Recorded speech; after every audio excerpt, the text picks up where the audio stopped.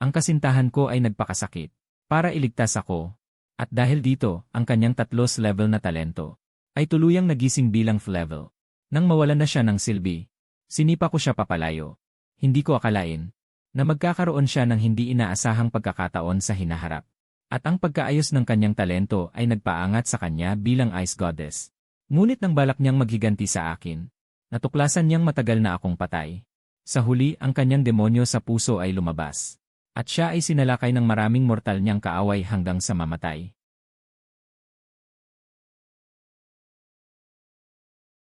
Ito ang alaala ng orihinal na katauhan. Hindi ba't isa siyang malaking traidor? Ruyan, huwag kang mag-alala. Palagi kitang poprotektahan. Salamat, Linyi. Sa pananatili sa tabi ko at hindi ako iniiwan. Naniwala ka naman dyan. Huwag mong isipin na hindi ko alam na kapag nagising ka sa iyong 3 level na talento, itatakwil mo ako. Sa pagbabalik kong ito, ikaw, Liruyan, ay papatayin kita gamit ang sarili kong mga kamay.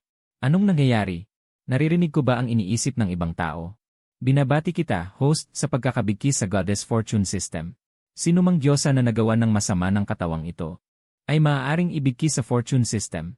Ice Goddess Liruyan ay otomatikong naibigkis.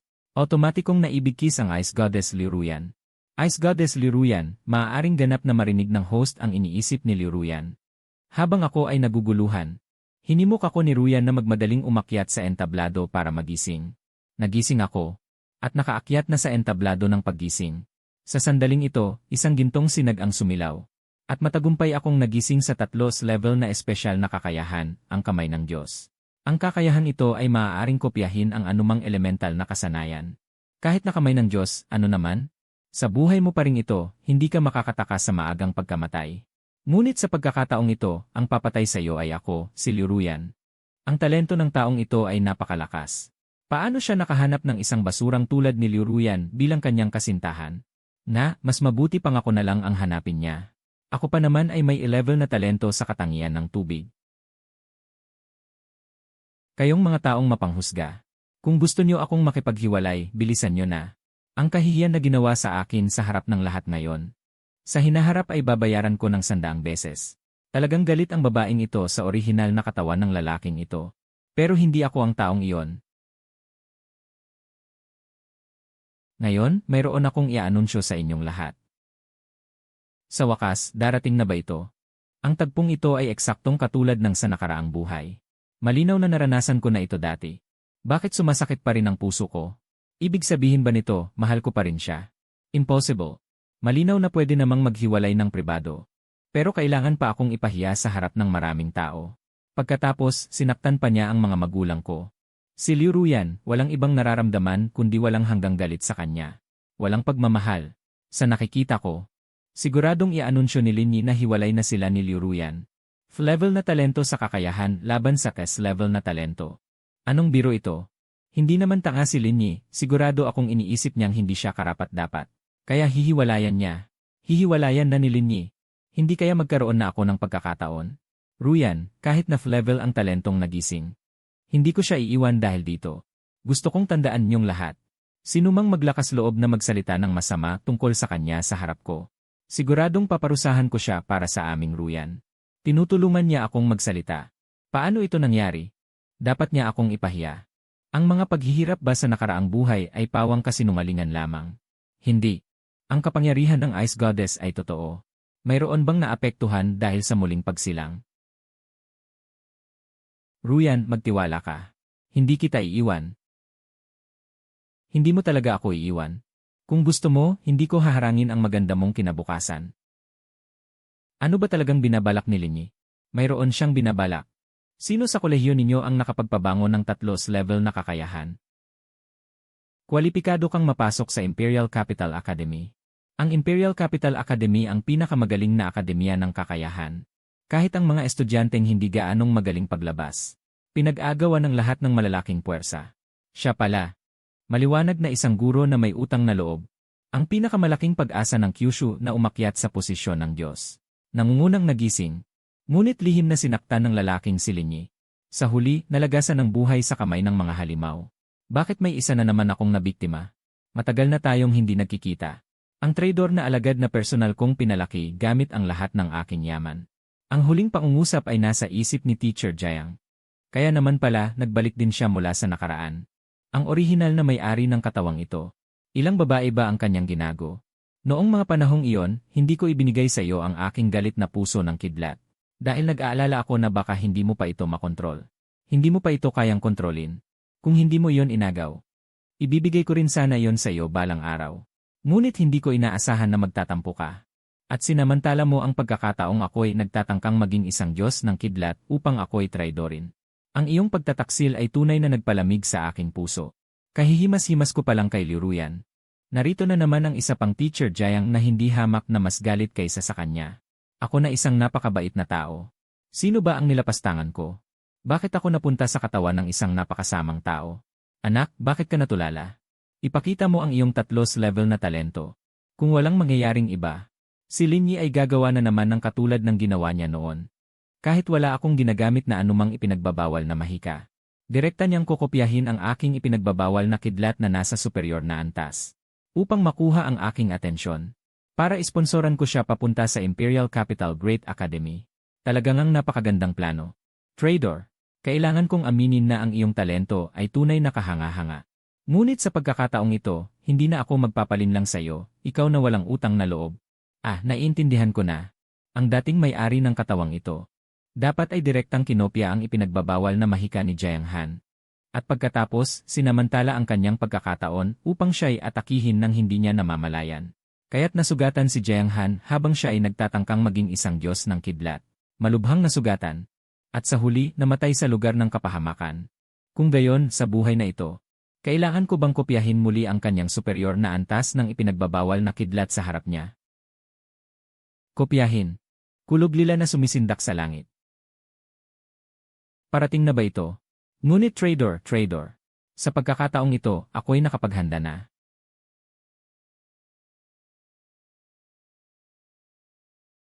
Bakit ang kulob-lila ay papalapit ng papalapit? Ang puso ko ay mas lalong kinakabahan. Mayroon pa rin ba akong nararamdaman para sa trader na ito? Anong nangyayari sa lalaking mangloloko na to na si Lin Yi? Unang beses niyang ginamit ang kamay ng Diyos. Hindi kaya't hindi sinasadya niyang natamaan si Teacher Jiang. Hindi maganda. Babagsak na ang kulob na lila. Kung papatayin siya ng ganito, hindi kaya't masyadong madali para sa kanya. Hindi kaya't itong lalaking mangloloko. Mamamatay na naman dito dahil sa epekto ng muling pagkabuhay ko. Gusto ko lang siyang patayin gamit ang sarili kong mga kamay para mawala ang sakit sa puso ko. Parang awa mo na. Mangloloko, hindi ka pwedeng basta na lang mamatay. Mukhang tama ang hinala ko. Kahit galit sa akin si Teacher Jiang, mayroon pa ring bahid ng pagmamahal sa gitna ng pagtatalo. Sana ay pansamantalang mapakalma nito si Teacher Jiang. Ngunit hindi ko inaasahang malulutas muna ang problema kay Liu Ruyan. Salamat, Teacher Jiang, sa pagliligtas sa akin. Sa mga araw na darating kapag lumaki na ako, tiyak na poprotektahan ko kayo. Nagsalita pa talaga ang batang bastos na ito na poprotektahan niya ako sa hinaharap. Kung hindi mo lang ako patayin, ayos na sa akin. Tandaan mong pumunta bukas sa eskwelahan para mag-report. Ruyan, bakit ka umiiyak? Nag-aalala ka ba na baka mamatay ako dahil sa kulob? Ikaw na magloloko. Bitawan mo ako. Maraming tao dito. Ruyan, magkasintahan tayo. Anong masama doon? Anong nangyayari sa lalaking mangloloko na ito ngayon? Hindi man lang sumusunod sa inaasahan. Mababaliw na ako. Simula pa lang ito. Sa pamamagitan ng kakayahang makinig sa mga iniisip, sisiguraduhin kong mamahalin mo ulit ako ng buong puso. Ganoon lang. Bumalik kami ni Liu Ruyan sa bahay na nagkukunwaring maayos ang relasyon. Nagpaplano siya na hanapin sa gabi ang pagkakataon para ayusin ang kanyang kaluluwa mula sa nakaraang buhay. Para protektahan ang kanyang mga magulang na hindi ko mapatay. Ang mga magulang ni Liu Ruyan ay ang aking mga ampon. Dati ay tinatawag ko silang tito at tita. Ngunit pagkapasok ko ngayon, agad ko silang tinawag na nanay at tatay. Labis itong ikinatuwa ng dalawa. Hindi maintindihan ni Liu Ruyan kung bakit gustong-gusto ng kanyang mga magulang ang taong ito. Naghihintay siyang malungkot hanggang hating gabi. Sa wakas ay dumating ang pagkakataong makapag-isa. Palihim siyang umalis papunta sa nawawalang lugar para hanapin ang pagkakataon mula sa nakaraang buhay. Ngunit hindi niya alam na sinusundan ko siya sa likod. Matapos iwasan ng iba't ibang panganib sa daan, Mabilis na natukoy ni Liu Ruyan ang kinaroroonan ng kayamanang hinahanap niya. Ang Jin Potion na tutulong sa paghilom ng kanyang kaluluwa ay nasa mismong silangang bahagi ng malaking bulwagang ito. Narito rin ang mga banal na kayamanan at sandata mula sa nakaraan, kapag nahilom ko na ang aking kaluluwa. At sa tulong ng mga kayamanan at sandatang ito, ang muling pagtayo sa trono ng Ice God ay malapit na. Sa pagkakataong ito, narating ni Liu Ruyan ang isang malaking yungib. Biglang narinig ko ang aking boses mula sa likuran. Ruyan, narito ka ba? Kahit na level na kakayahan ang nagising sa'yo, huwag kang gagawa ng mga bagay na ikakapahamak mo. Nang marinig ang aking boses, nasabi ni Liu Ruyan sa kanyang isipan. Hindi niya ako dapat matuklasan. Dahil mapupunta sa kanya ang lahat ng pagkakataon at kayamanan. Habang nagmamadali siyang naghahanap ng pagtataguan, bigla akong sumulpot at niyakap siya. Ruyan, nag-alala ako sa iyo. Nakakunot ang noong si Liu Ruyan at pinigilan ang kanyang pagkabahala. At nagkunwaring kalmado habang inaalo ako. Masyadong naging pabaya si Ruyan. Nalulunod sa damdamin ng pagkabigo sa paggising. Umuwi na tayo. Tuwang-tuwa ako sa aking isipan, gusto mo akong paikutin para umuwi. Huli na. Nagkunwari akong nag-iisip habang tinitingnan ang paligid dito, Ruyan. Hindi kaya't napunta tayo sa isang lihim na lugar. Marahil makakahanap tayo rito ng mga kayamanan na makapagpapalakas sa atin. Nang marinig ito ni Liu Ruyan, tahimik siyang nanalangin. Huwag sanang alisin ang malaking bato.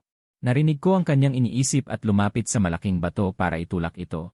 Kay lakas ng katangian ng yelo, isang pares ng pakpak ng yelo ang lumitaw sa harap ko. Nagmamakaawa si Liu Ruyan, ang kayamanang ito ay may katangian ng yelo. Pwede bang ibigay mo na lang ito sa akin?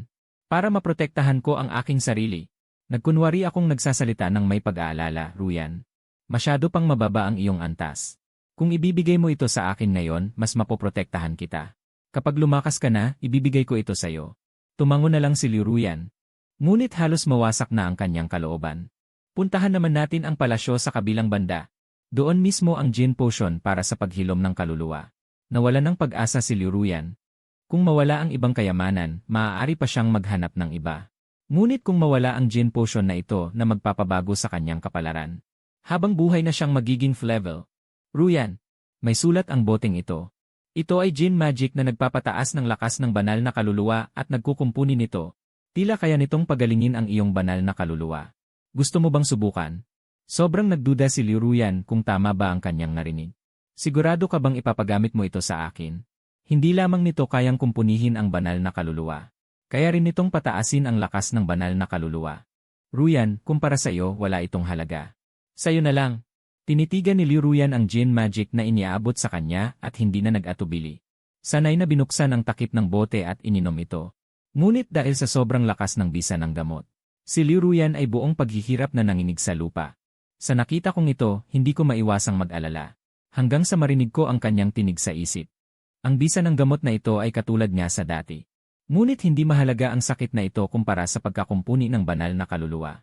Kahit na alam kong walang panganib kay Liu Ruyan. Ngunit nang makita ko ang itsura ni Ruyan na nagpupumiglas sa sakit, kumunot pa rin ang noo ko at niyakap siya. Dahil sa aking pag-alo. Ngayon ay mas bumilis ang paggaling kumpara noong nakaraang buhay. Pagkatapos masipsip ang buong bisa ng gamot, matagumpay na naibalik ang talento ni Ruyan sa antas na tatlola. Hindi siya makapaghintay na subukan ang kanyang kapangyarihan. Nakaramdam ako ng labis na panganib sa nakakatakot na katangian ng yelo. Ruyan, anong antas na ang naibalik ng iyong kapangyarihan? Kung bakit ko ito tinanong, ay gusto kong makita kung may paghahanda ba ang kanyang saloobin sa akin. Ako ay may 11 na talento. Hindi pa rin kayang tapatan ang 3 level na talento ni Linyi. Bagamat binigay sa akin ng lalaking ito ang Jin Magic, bahagya talaga akong naantig. Ngunit mas mabuting huwag sabihin sa kanya na 3 level din ang talento ko pagkatapos makumpuni ang banal na kaluluwa ko. Tila naghihinala pa rin siya sa akin. Ngunit ang makarating sa ganitong antas sa loob lamang ng isang araw ay masasabi pa rin hindi masama. Pagkatapos ay naglakad ako patungo sa hagdan. Naisip ni Liu Ruyan sa kanyang puso, hindi maganda. Iyon ang lokasyon ng huling kayamanang Star Chai. Maliban sa Jin Magic, napunta na sa aking mga kamay ang lahat ng natitirang kayamanan. Sa sandaling ito, ang liwanag na ibinubuga ng Star Chai sa aking kamay ay mas maningning pa kaysa noong nakuha ito ni Liu Ruyan sa nakaraang buhay. Kasabay nito, lumitaw sa aming harapan ang isang malaking imahe ng kalawakan. Nagpapakita ito ng isang napakagandang natutulog na anghel. Biglang idinilat ng anghel ang kanyang mga mata at nagsalita. Nakita na kita. Habang nagsasalita ang anghel, dumaloy naman ang mga luha ng dugo sa mga mata ni Liu Ruyan. Ano ang sinasabi niya? Hindi ko talaga maintindihan. Ang kanyang isipan ay lubhang naguguluhan, nakikita ang paghihirap sa kanyang mukha. Si Liu Ruyan ay naging ice goddess sa nakaraang buhay. Paano siya nagkaganito dahil lamang sa isang misteryosong salita? Sino ba talaga ang misteryosong anghel na ito? Sa sandaling ito, ang mga mata ng anghel ay nakatitig sa akin at sinabi ang pangalawang pangungusap. Babalik ako upang hanapin ka sa lalong madaling panahon. Itataboy kita pabalik sa iyong orihinal na mundo. Nakita kong hindi na kaya ni Ruyan ang pag-ataking mental na ito. Sinuntok ko ang imahe. Kasabay ng pagkasira ng imahe, ang anghel ay nawala sa aming harapan. Tumingin sa akin si Liu Ruyan na may halong emosyon. Patuloy na dumarating ang mga saloobin sa kanyang isipan. Talagang iba na siya kumpara sa nakaraang buhay. Sa buhay na ito, hindi namatay ang aking mga magulang. Hindi rin ako hiniwalayan sa publiko. Bakit ko pa siya kailangan sisihin sa buhay na ito dahil sa mga nangyari sa nakaraang buhay? Nakahina ako ng maluwag nang marinig ko ito. Sa wakas, hindi ko na kailangang mag-alala na sasaksakin ako ni Liu Ruyan sa likod habang natutulog sa gabi. Pagkatapos, pumunta kami sa harap ng isang malaking pool ng tubig. Biglang nagbago ang ekspresyon ni Liu Ruyan. Kuya Linyi, huwag mo itong hawakan. Sa nakaraang buhay, hindi sinasadyang nadikit si Liu Ruyan sa tubig ng pool. Halos siya ay mapuksa. Ngunit natuklasan ko na mayroong isang lapida sa loob ng pool. Nakasaad dito ang isang digmaan laban sa isang anghel ng jinn. Bagaman pinagsama-sama ng lahat ang kanilang lakas upang malubhang sugatan siya. Ngunit sa huli, sila ay nabigo at namatay. Binanggit din sa inskripsyon na ang tubig sa pool ay isang spiritual ascension pool. Siguro hindi naman gaanong delikado ang tubig sa pool na ito. Napansin ni Liu Ruyan na hindi maganda ang aking ekspresyon. Hindi mo siguro balak na lumusong doon, no? Kuya Linyi, huwag kang lumusong doon. Ngunit nagpa siya pa rin akong sumugal. Bago pa man ako mapigilan ni Liu Ruyan, lumipad ako at tumalon papunta sa loob ng pool. Pagkalusong ko, naintindihan ko kung bakit ayaw akong palusungin ni Ruyan. Sa sandaling ito, ang aking katawan ay nagsimulang mabilis na mawala. Nang makita ni Liu Ruyan ang tagpong ito, bagsak siya sa lupa. At ang aking kaluluwa ay pumasok sa isang kakaibang espasyo. Mukhang tama ang hinala ko. Ang lugar na ito ay puno ng malakas na enerhiya ng kaluluwa. Agad akong nagsimulang sumipsip ng husto. Naunawaan ko ang isang bagong kakayahan. Espiritual na apoy. Ang espiritual na apoy na ito ay direktang maaaring umatake sa kaluluwa. Bagamat ang kamay ng Diyos ay labis na makapangyarihan. Pero wala pa rin akong kakayahang sumalakay. Sa wakas, mayroon na akong panlaban para iligtas ang aking sarili. Hindi pa ako gaanong nagtagal na masaya. Natuklasan ko na hindi ko alam kung paano umalis dito. Sa sandaling iyon, isang nakakabagbag damdaming boses ang umalingaw-ngaw. 10,000 taon na. Sa wakas, may isang taong may kapalaran. Sa wakas, magagamit ko ang iyong kaluluwa para makaalis dito. Nang marinig ko ito, agad kong nahulaan ang kanyang pagkatao. Siya ang taong natalo sa labanan sa inskripsyon noon. At ang sinasabing pagkakataon na ito, ay isa palang bitag na inilagay niya para mabuhay muli. Tanggapin mo na lang, bata. Bilang isang espiritu, ikaw ay nasa ilalim ng aking kontrol. Nagsimula akong magpumiglas ng husto. Ang kaluluwang walang katawan ay unti-unting nagiging solido. Bagamat hindi ko alam kung bakit. Agad kong ginamit ang aking isip upang muling buuin ang aking katawan. Ang misteryosong taong sumasalakay sa aking kaluluwa ay unti-unting nagsisimulang maasimila. Ang taong kanina lang ay nagyayabang ay nagulat at sumigaw. Impossible! Ito ba ay ang isip na nagtatagumpay sa bagay? Ako'y nagtago ng 10,000 taon, hindi ko pa nakagagantihan ang anghel na yon. Hindi ako papayag. Sa kabilang banda, si Liu Ruyan ay desperadong umiiyak sa tabi ng pool. Linyi, napakasama ng iyong pagkamatay. Kasalanan ko dahil itinago ko ang sikreto ng pagkabuhay na muli. Hindi ko nasabi sa iyo na ang pool na ito ay kayang sumipsip ng mga kaluluwa. Bumalik ka na, hindi na kita papatayin. Sa sandaling ito, nakabalik na ako sa realidad. Pinapanood ko siyang nagluluksa sa anyo ng isang espiritu. Ginagamit ko ang bagong kong natutuhang kakayahan, ang spiritual energy conversion. Sa isang iglap, lumitaw ako sa harap ni Liu Ruyan. Nakatitig sa akin si Liu Ruyan na may nanlulumong mga mata. Ruyan, hindi ako patay at natuto pa ako ng bagong kakayahan. Sinabi ko habang ipinapakita ang aking anyong espiritu. Umiyak si Ruyan at sinabi, Kuya Linyi, naging kaluluwa ka na ba? Hindi. Kaya kong malayang magpalit-palit sa pagitan ng espiritu at pisikal na anyo. Nang makita niya akong muling nagkaroon ng katawan, saka lang siya nakampante.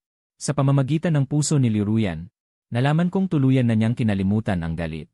Tinalikuran na niya ang kanyang pagtatangka na patayin ako. Mabilis na lumipas ang oras, at dahil sa pagpapanumbalik ng kanyang kaluluwa. Matagumpay ring nakapasok si Ruyan sa Imperial Capital Academy.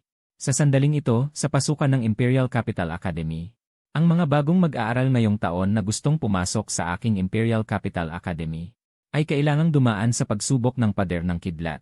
Ang mga mabibigo, agad na patalsikin sa eskwelahan. Hindi nakapagtataka, siya ang pinakamalapit sa Diyos na nagising sa Kyushu. Kahit ako, na nagtataglay ng bahagi ng kapangyarihan ng Ice Goddess, ay natakot sa kanyang aura. Hay naku, lalaking manloloko. Sa simula pa lang, niloko mo na ang isang taong napakagaling. Paano na ako mabubuhay? Ang ganitong klaseng kidlat. Kaya ko rin yan.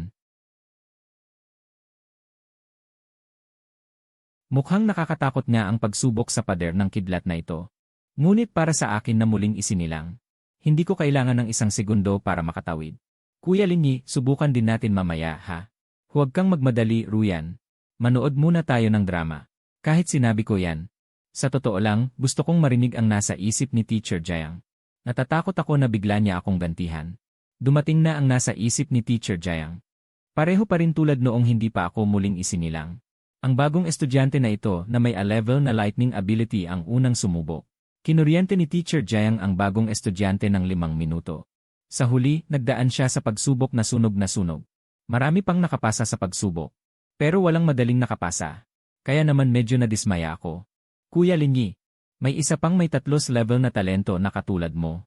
Dapat maging interesado ka sa kanya. Bago ako pumunta rito, inalam ko na rin. Ang taong ito ay si Feng Lan mula sa 4 na malalaking pamilya sa Imperial City. Ngunit mukhang hindi pa siya lumalabas. Dumating muli ang nasa isip ni Liu Ruyan. Isang henyo rin ang dalagang ito na si Feng. Naging Windsword Goddess siya kalaunan. Nakakalungkot lang na wala kaming masyadong ugnayan noong nakaraang buhay. Hindi ko siya gaanong kilala. Pero parang may kinalaman siya kay Kuya Linyi.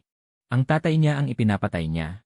Pagkatapos marinig ang nasa isip ni Liu Ruyan, nakaramdam ako ng hindi maganda. Hindi kaya muling isinilang din si Feng Lan? Sa hinaharap, mahaharap ako sa 2 babaeng galit na galit sa akin sa Imperial City Academy. Ang laki ng pressure. Biglang umihip ang hangin. Kuya Linyi, nandito na siya. Nakita ko ang isang dalagang itim ang buhok na may espada sa kanyang baywang. Ang kanyang dinaraanan ay nagbubunsod ng malalaking bagyo. Pagkatapos ay marahang naglakad papunta sa pintuan ng akademya. Namangha ang lahat ng bagong estudyante sa pangyayaring ito. Tiningnan lang ni Feng Lan ako at si Liu Ruyan nang walang sinasabi. Pero nakarinig ako ng isang boses. Matagal na tayong hindi nagkita, Linyi. Hindi ako masyadong sigurado nang tumingin ako kay Feng Lan. Sa kanya ba nanggagaling itong di pamilyar na tinig mula sa puso? Biglang tumunog ang sistema. Automatikong nakakonekta ang sistema sa Diyosa ng Espada ng Hangin na si Feng Lan. Perpektong maririnig ng host ang tinig ng puso ng Diyosa ng Espada ng Hangin na si Feng Lan. Gusto ko nang bumalik sa Blue Star. Ito na ang pangatlo. Nag-aalalang tumingin sa akin si Liu Ruyan. Bakit parang ang sama ng itsura mo, Kuya Linyi? Masama ba ang pakiramdam mo? Umiling ako, wala. Napapagod lang ako kakatayo. Kung gayon, pagkatapos ng pagsubok kay Feng Lan, pasok na rin tayo. Tumango ako at sa isip-isip ko'y sinabi. Kapag hindi pa ako pumasok, baka mas marami pa akong makasalubong na kaaway. Talagang napakasama ng pagkatao ng orihinal na katawan. Wala ni isa sa mga tumulong sa kanya ang nagkaroon ng magandang kinahinatnan. Sa harap ng mga bagong estudyante, hindi na malaya ni Feng Lan na nakarating na siya sa pader ng kidlat. Bahagyang nagulat ang mga mata ni Jiang Han sa loob ng pintuan ng akademya. Gaya ng nasa alaala ko. Sa panahong ito, ang batang babae na naman mula sa pamilya Feng. Ang susunod dapat ay si Linyi. Dapat ay taksil na disipulo. Bumalik sa lugar ng pagsubok. Ang eleganteng galaw ni Feng Lan na parang isang immortal na espada ay hindi nabawasan kahit kaunti. Sa halip, bumilis pa siya sa pagtakbo papasok sa pader ng kidlat. Isang malakas na bagyo ang bumalot kay Feng Lan. Hinati nito ang pader ng kidlat sa 2. Agad na nakapasa sa pagsubok. Bahagyang nagulat na sabi ni Teacher Jayang. Feng Lan, 3 level na Wind Attribute Esper Awakener. Level 15, congratulations sa pagpasa sa pagsubok. Pagkatapos, pumasok sa utak ko ang tinig ni Teacher Jayang. Naalala ko na dapat ay 9th level Awakener si Feng Lan sa nakaraang buhay. Nagbago ba ang isang bagay dahil sa pagkabuhay kong muli? Nang makita ni Liu Ruyan na pinag-uusapan ng lahat kung gaano kagaling si Feng Lan, bahagyang sumimangot ang kanyang mukha. Dahil hindi siya nakapasok sa Imperial Capital Academy sa nakaraang buhay. At itong si Feng Lan ang naging girlfriend ko sa Imperial Capital Academy sa nakaraang buhay. Kayong mga may maikling pananaw. Kuya Linyi, Subukan din natin. Sa sumunod na segundo, gumalaw si Ruyan. Nakita ko na lamang na naglalabas si Ruyan ng nakakatakot na lakas ng yelo. Pagkapasok niya, agad na nagyelo ang buong pader ng kidlat. Ang kanyang mga mata ay biglang naging matalim. Ang nagyelong pader ng kidlat ay agad na nagkadurog-durog. Ang mga bagong estudyante sa paligid ay nabigla at hindi makapagsalita. Pagkatapos, narinig ko ang nasa isip ni Ruyan. Sa wakas, nalampasan ko na si Fenglan. Ang tingin ni Kuya Linyi ay halos maagaw na ng babaeng iyon. Pagkatapos makapasa sa pagsubok, lumingon sa akin si Ruyan. Kuya Linyi, pumasok ka na. Tignan natin kung anong masasarap na pagkain ang meron sa kantina ng Universidad ng Beijing. Narinig kong sumagot ako ng may ngiti. Pero si Fenglan ay medyo hindi mapakali. Pinsan ba ito ni Linyi o kasintahan? Sa sandaling ito, biglang nakaramdam ng inis si Fenglan. Hindi niya namamalayan na nag-umapaw ang nakakatakot na intensyon ng pagpatay sa paligid ng kanyang katawan. Agad kong naramdaman na hindi basta-basta ang babaeng ito. Kung hindi sinasadya siyang ginalit ni Ruyan, hindi ko mararamdaman ang intensyon ng pagpatay. Makikita na marunong kontrolin ni Fenglan ang kanyang emosyonal na pagbabago. Huminga ako ng malalim at pumasok sa pader ng kidlat. Hindi ako gumamit ng anumang paraan. Akala ng mga bagong estudyante sa paligid ay nababaliw na ako. Ngunit hindi nagulat si Teacher Jiang. Ang suwail na estudyanteng ito ay katulad pa rin ng nakaraang buhay. Gusto niyang gumawa ng kaguluhan para makakuha ng atensyon. Tumayo ako sa loob ng pader ng kidlat. Parang tinatanggap ko ang pagpapakabanal ng lakas ng kidlat. Pagkatapos, sinipsip ko ang lahat ng lakas ng kidlat sa aking katawan. Pagkatapos, binaliktad ko ang aking palad. Agad na lumitaw sa aking kamay ang parehong lakas ng kidlat tulad ng kay Teacher Jiang. Salamat Teacher Jiang sa malaking regalong ito. Tatanggapin na ito ng estudyante. Matatalim ang mga mata ni Teacher Jiang. Kahit na may nagbago sa ibang mga bagay. Ang suwail na estudyanteng ito ay katulad pa rin ng nakaraang buhay. Sumipsip ng ilang lakas ng kidlat mula sa aking pader ng kidlat. Mukhang gusto niya pa rin akong patayin sa buhay na ito. Pero hindi na mauulit ang pagkakamali ko. Bahagyang nakakunot din ang noo ni Fenglan. Ganoon pa rin. Mukhang kailangan kitang alisin bago mo pa mapatay ang aking ama. Masaya pa naman ako. Dahil natutunan ko ang isang permanenteng katangian ng kidlat dahil sa pagsipsip na ito. Ngunit pagkatapos kong marinig ang nasa isip ng dalawa, pinagpawisan ako ng malamig. Sabay kang gustong patayin ng dalawang babae. Hindi ito basta-basta mapipigilan. Mukhang kailangan kong mag-isip ng paraan para ayusin muna ang isa sa kanila. Sa sandaling ito, masayang tumakbo si Ruyan sa harap ko. Kuya Linyi, alam kong hindi ka mahihirapan sa pagsubok. At natulala ako kaya hindi ko narinig. Agad na sumaklolo ang mga hinaing ng kawalang kasiyahan. Hindi kaya'y nahumaling na talaga siya kay Fenglan. Kapag si Kuya Linyi ay nagpadala sa tukso, at sa unang pagkikita pa lang ay nagbago na ang isip. Tiyak na hindi ko siya patatawarin bilang isang taksil. Pagkatapos kong marinig ang hinaing ni Ruyan, lalong sumakit ang ulo ko. Agad kong sinubukang payapain ang damdamin ni Ruyan. Ruyan, medyo nagugutom ako. Tingnan natin sa kantina kung may masarap. Katatapos ko lang magpakalma rito. Biglang nagkaroon na naman ng problema sa mga hinaing ni Liu Ruyan at Fenglan. Puno ng galit ang kanilang mga tinig. Paulit-ulit na, Kuya Linyi, nakakainis. Pakiramdam ko hindi ko na mapipigilan ang aking espada. Napabuntong hininga ako. Mas mabuti pang umalis na lang ako sa lugar na ito ng gulo. Hinila ko si Ruyan at handa nang tumakas ng tahimik. Sa pagkakataong ito, bigla akong tinawag ni Teacher Jiang. Anak, hanga ako sayo.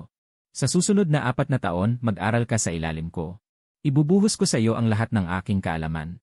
Teacher Jiang, malaki ang utang na loob ko sa inyo. Siyempre, gusto kong maging estudyante nyo. Ngunit ang puso ni Teacher Jiang ay puno ng pagkalito.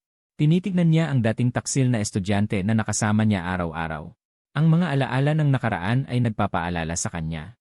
Sa buhay na ito, gagawin mo pa rin ba akong biktima para sa puso ng galit na kulog sa akin? Habang papunta sa kantina kasama si Ruyan, mabigat ang aking kalooban. Sa totoo lang, kung kaya kong ibalik ang kaluluwa ng orihinal na katauhan, tiyak na bugbugin ko siya. Ang 3 babaeng ito, ang isa sa kanila ay isang biyaya na hindi kayang makamit ng karamihan sa loob ng ilang buhay. Isa siyang walang pusong tao. Isang walang utang na loob na dapat tamaan ng kidlat. Dapat kong pagalingin ang kanilang mga puso. Hindi ko nahahayaan pang maging miserable ang mga babaeng ito. Pagdating namin sa kantina, medyo nagulat kami ni Ruyan. Halos lahat ay makikita sa kantina na ito. Talagang karapat-dapat itong tawaging Imperial Capital Academy. Pumili kami ni Ruyan ng magandang pwesto at kumain habang nag-uusap. Ngunit hindi kalayuan sa amin. Si Fenglan ay basta na lang umorder ng makakain at umupo mag-isa. Paminsan-minsan ay sinusulyapan niya kami ni Ruyan. Sa sandaling iyon, biglang may narinig na isang boses. Mukhang bago ang estudyanteng ito. Isa ka ba sa mga bagong estudyante ngayong taon? Masama na ang loob ni Feng Lan, kaya hindi na siya nagsalita. Ngunit ang lalaking nanliligaw ay patuloy pa rin sa kanyang pangungulit. Ako si Wang Jian, nasa ika-2 taon. Isa sa mga pamilya ng 4 na dakilang nagising ng imperial na lungsod, ang pamilya Wang. Magpakabig ka sa akin, Junior. Pagkatapos ng pagtatapos, mayroon kang mga mapagkukunan ng aking pamilya Wang. Tiyak na gagawin kitang napakagaling. Nang malaman ni Feng Lan na ang taong kausap niya ay mula sa pamilya Wang, sinabi niya ng walang gana. Mayroon na akong kasintahan. Senior, pakiusap, magtimpi ka. Bahagyang nagulat si Wang Jian. May kasintahan na ang junior. Biglang kumabog ang puso ko. Hindi kaya ako ang tinutukoy niya. Ngunit hindi pa rin sumuko si Wang Jian at patuloy na nanligaw. Sino ba ang kasintahan ng junior? Ipinakita ni Feng Lan ang kanyang pagkayamot. Tumingin siya sa direksyon namin ni Ruyan at itinuro gamit ang kanyang kamay. Siya ang aking kasintahan. Senior Wang, pakiusap, umalis ka na ngayon. Ayokong magkamali ng akala ang aking kasintahan tungkol sa akin. Sumunod si Wang Jian sa kanyang tingin at nagulat din. Junior, sigurado ka bang siya ang kasintahan mo? Parang mas bagay pa sila nung babae. Hindi pa ako nakakapagsalita. Biglang tumayo si Ruyan. Galit na tumingin kay Feng Lan. Feng Lan, ano ba ang mga pinagsasabi mo? Ang Kuya Lindy ay aking kasintahan. Kahit na gamitin mo siya bilang panangga, hindi pwede. Labis na nairita si Feng Lan sa mga sandaling ito. Ano ba itong si Wang Jian ng pamilya Wang? Naalala ko na walang Wang Jian sa Imperial Capital University sa nakaraang buhay ko. Hindi rin ako naranasan ang pangungulit ni Wang Jian. Ganoon na ba kalaki ang epekto ng muli kong pagkabuhay? Kaya nagkaroon ng henyo ang pamilya Wang na nakapasok sa Imperial Capital University. Ruyan, tama na. Ni Feng Lan, masasabi nating nagkakilala tayo sa pagsusulit ng mga bagong mag-aaral. Kalma, kalma. Paano ako kakalma? Kuya Linyi. Sabi niya kasintahan ka niya. Hindi ba't halata na gusto niyang agawin ang aking kasintahan? Nang makita ni Wang Jian ang eksenang ito, natawa siya. Junior, nag-aaway ang magkasintahan dahil ginamit mo ang kanilang kasintahan bilang panangga. Huwag ka nang magdahilan. Napakalakas ko. Sa totoo lang. Talagang makapal ang mukha ni Wang Jian. Gusto ko na siyang sugurin at bugbugin. Pero galit na galit si Ruyan. Para hindi niya ako pagkamalan. Kailangan kong palampasin ang pagkakataong suyuin si Feng Lan. Nakita ni Feng Lan na hindi ko siya tutulungan. Kaya sinabi niya ang isang salita. Umalis ka. Pero si Wang Jian, na makapal ang mukha, ay hindi naniniwalang kaya siyang saktan ni Feng Lan. Huwag ka namang ganyan. Bigyan mo naman ako ng pagkakataong ligawan ka. Nairita na si Feng Lan kay Wang Jian. Sinasabi ko sa'yo, umalis ka. Pero hindi pa rin umaalis si Wang Jian. Dahil bilang 2 year, level 25 na siyang awaken. Naniniwala siyang hindi siya masasaktan kahit atakihin siya ng mga first year. Sa sumunod na sandali, sumambulat ang nakakatakot na wind attribute aura ni Feng Lan. Agad na nagtanggol si Wang Jian. Pero nang umangat ang apoy sa paligid niya, agad itong pinatalsik ng wind attribute sword key ni Feng Lan. Hindi makapaniwala si Wang Jian nang tumayo siya. Naalala ko na. Ikaw ang anak ng kasalukuyang pinuno ng pamilya Feng. Ngayon, talo ako. Pero huwag mong isiping dahil mayroon kang Feng Sword Artifact, ay kaya mo na ang lahat. Pagkatapos magbanta ni Wang Jian, akmang aalis na siya. Pero paglingon niya, nakita niya akong tumatawa. Hoy, ikaw na lalaki dyan. Lumapit ka rito. Tuturuan kita kung paano rumispeto. Gusto ni Wang Jian na makabawi pagkatapos siyang bugbugin ni Feng Lan. Sa labas na lang tayo maglaban. Baka masira pa natin ang cafeteria. Pagdating sa bakanteng lot, hindi na nagaksaya ng oras si Wang Jian. Agad siyang lumikha ng isang dragon na apoy. Nang makita ko ito, medyo nagulat ako. Maganda ang atake mo. Sayang lang at mapapasakin na yan. Pagkasabi ko nito, umangat ang apoy sa paligid ko, katulad ng kay Wang Jian. Nagbanggaan ang 2 dragon na apoy. Mas malaki at mas malakas ang dragon ko kaysa sa orihinal. Nagulat si Wang Jian. Paano mo nagawa ang Fire Dragon Descent ko? Tumawa ako at sinabing, mas malaki ang sa akin kaysa sayo. Habang pinagmamasdan ang naggangalit na dragon ng apoy na sumugod sa kanya, nakaramdam ng takot si Wang Jian. Lumingon siya at gustong tumakas. Ngunit sa isang iglap, tinamaan siya ng dragon ng apoy. Naglabas ng hiyaw na parang kinakatay na baboy. Huwag mo akong sunugin. Suko na ako. Aray. Nasusunog na ako. Sa ilalim ng pagkasunog ng kanyang sariling kakayahan, matagumpay akong nasunog si Wang Jian at naging kalbo. Ang mga estudyanteng dumadaan na nanonood sa malapit. Naglabas ng malakas na tawanan. Tinitigan ako ni Wang Jian ng masama. Tumakbo palayo. Habang tumatakbo, nagbanta siya na maghintay lang ako. Dahil sa kahiyang ito, hindi kayo patatawarin ng aking pamilya Wang. Nang makita ni Feng Lan na tapos na ang laban ko, bihira siyang magsalita. Linyi, salamat sa pagsaway kay Wang Jian para sa akin. Sasabihin ko sana na maliit na bagay. Walang anuman. Biglang sumimangot si Ruyan. Maaari bang maging malayo ka sa pagtawag kay Kuya Linyi? Hindi kayo gaanong magkakilala. Sino nagsabing hindi magkakilala? Girlfriend niya ako. Mas nagalit si Ruyan. Ngayon pa lang ang unang araw namin sa Universidad ng Imperial. Huwag mong isipin na dahil anak ka ng pinuno ng pamilya Feng. Hindi kita kayang galawin. Pakiramdam ko kung magpapatuloy silang dalawa. Posibleng mag-away sila. Mabilis akong nagsalita. Feng Lan, ikinagagalak kitang makilala. Kung may oras, palalimin pa natin ang ating pagkakakilanlan sa isa't isa. Kailangan kong ihatid si Ruyan sa kanyang dormitoryo. Sa susunod na pagkikita, pagkatapos magsalita, hindi ko pinansin ang reaksyon nilang dalawa. Hinila ko si Ruyan at umalis. Ang mga estudyanteng nanonood ay tumingin sa akin ng may inggit. Swerte ng batang ito. Sa unang araw pa lang ng pasukan, mayroon ng dalawang magagandang babae na gustong maging girlfriend niya. Nakakainis. Pumunta kami ni Ruyan sa kanyang dormitoryo. Tinulungan ko siyang ayusin ang mga bagahe na ipinadala ng maaga. Pagkatapos ay naghanda rin akong bumalik sa dormitoryo para mag-ayos. Ngunit nang maghahanda na akong lumabas, may narinig akong mga yabag sa may pintuan. Nang makita ko ang taong dumating, natulala ako bigla. Hindi ko akalain na ang kasama sa kwarto ni Ruyan ay si Feng Lan. Dito ako nakatira sa dormitoryo. Paano ka napunta rito? Ako dapat ang nagtatanong niyan sa'yo. Mas nauna ako rito kaysa sa'yo. Nagkataon lang na may ginawa ako kaya lumabas ako saglit. Ito ba ang tinatawag na magkasalubong ang landas ng mga magkaaway? Ruyan, aalis na ako. Hindi kaya mag-away kayong dalawa sa hinaharap. Depende kung may mga magtatangkang magpakitang gilas sa harap ko. Kayo ba ay magkasintahan? Si Linyi ay palagi ng aking kasintahan.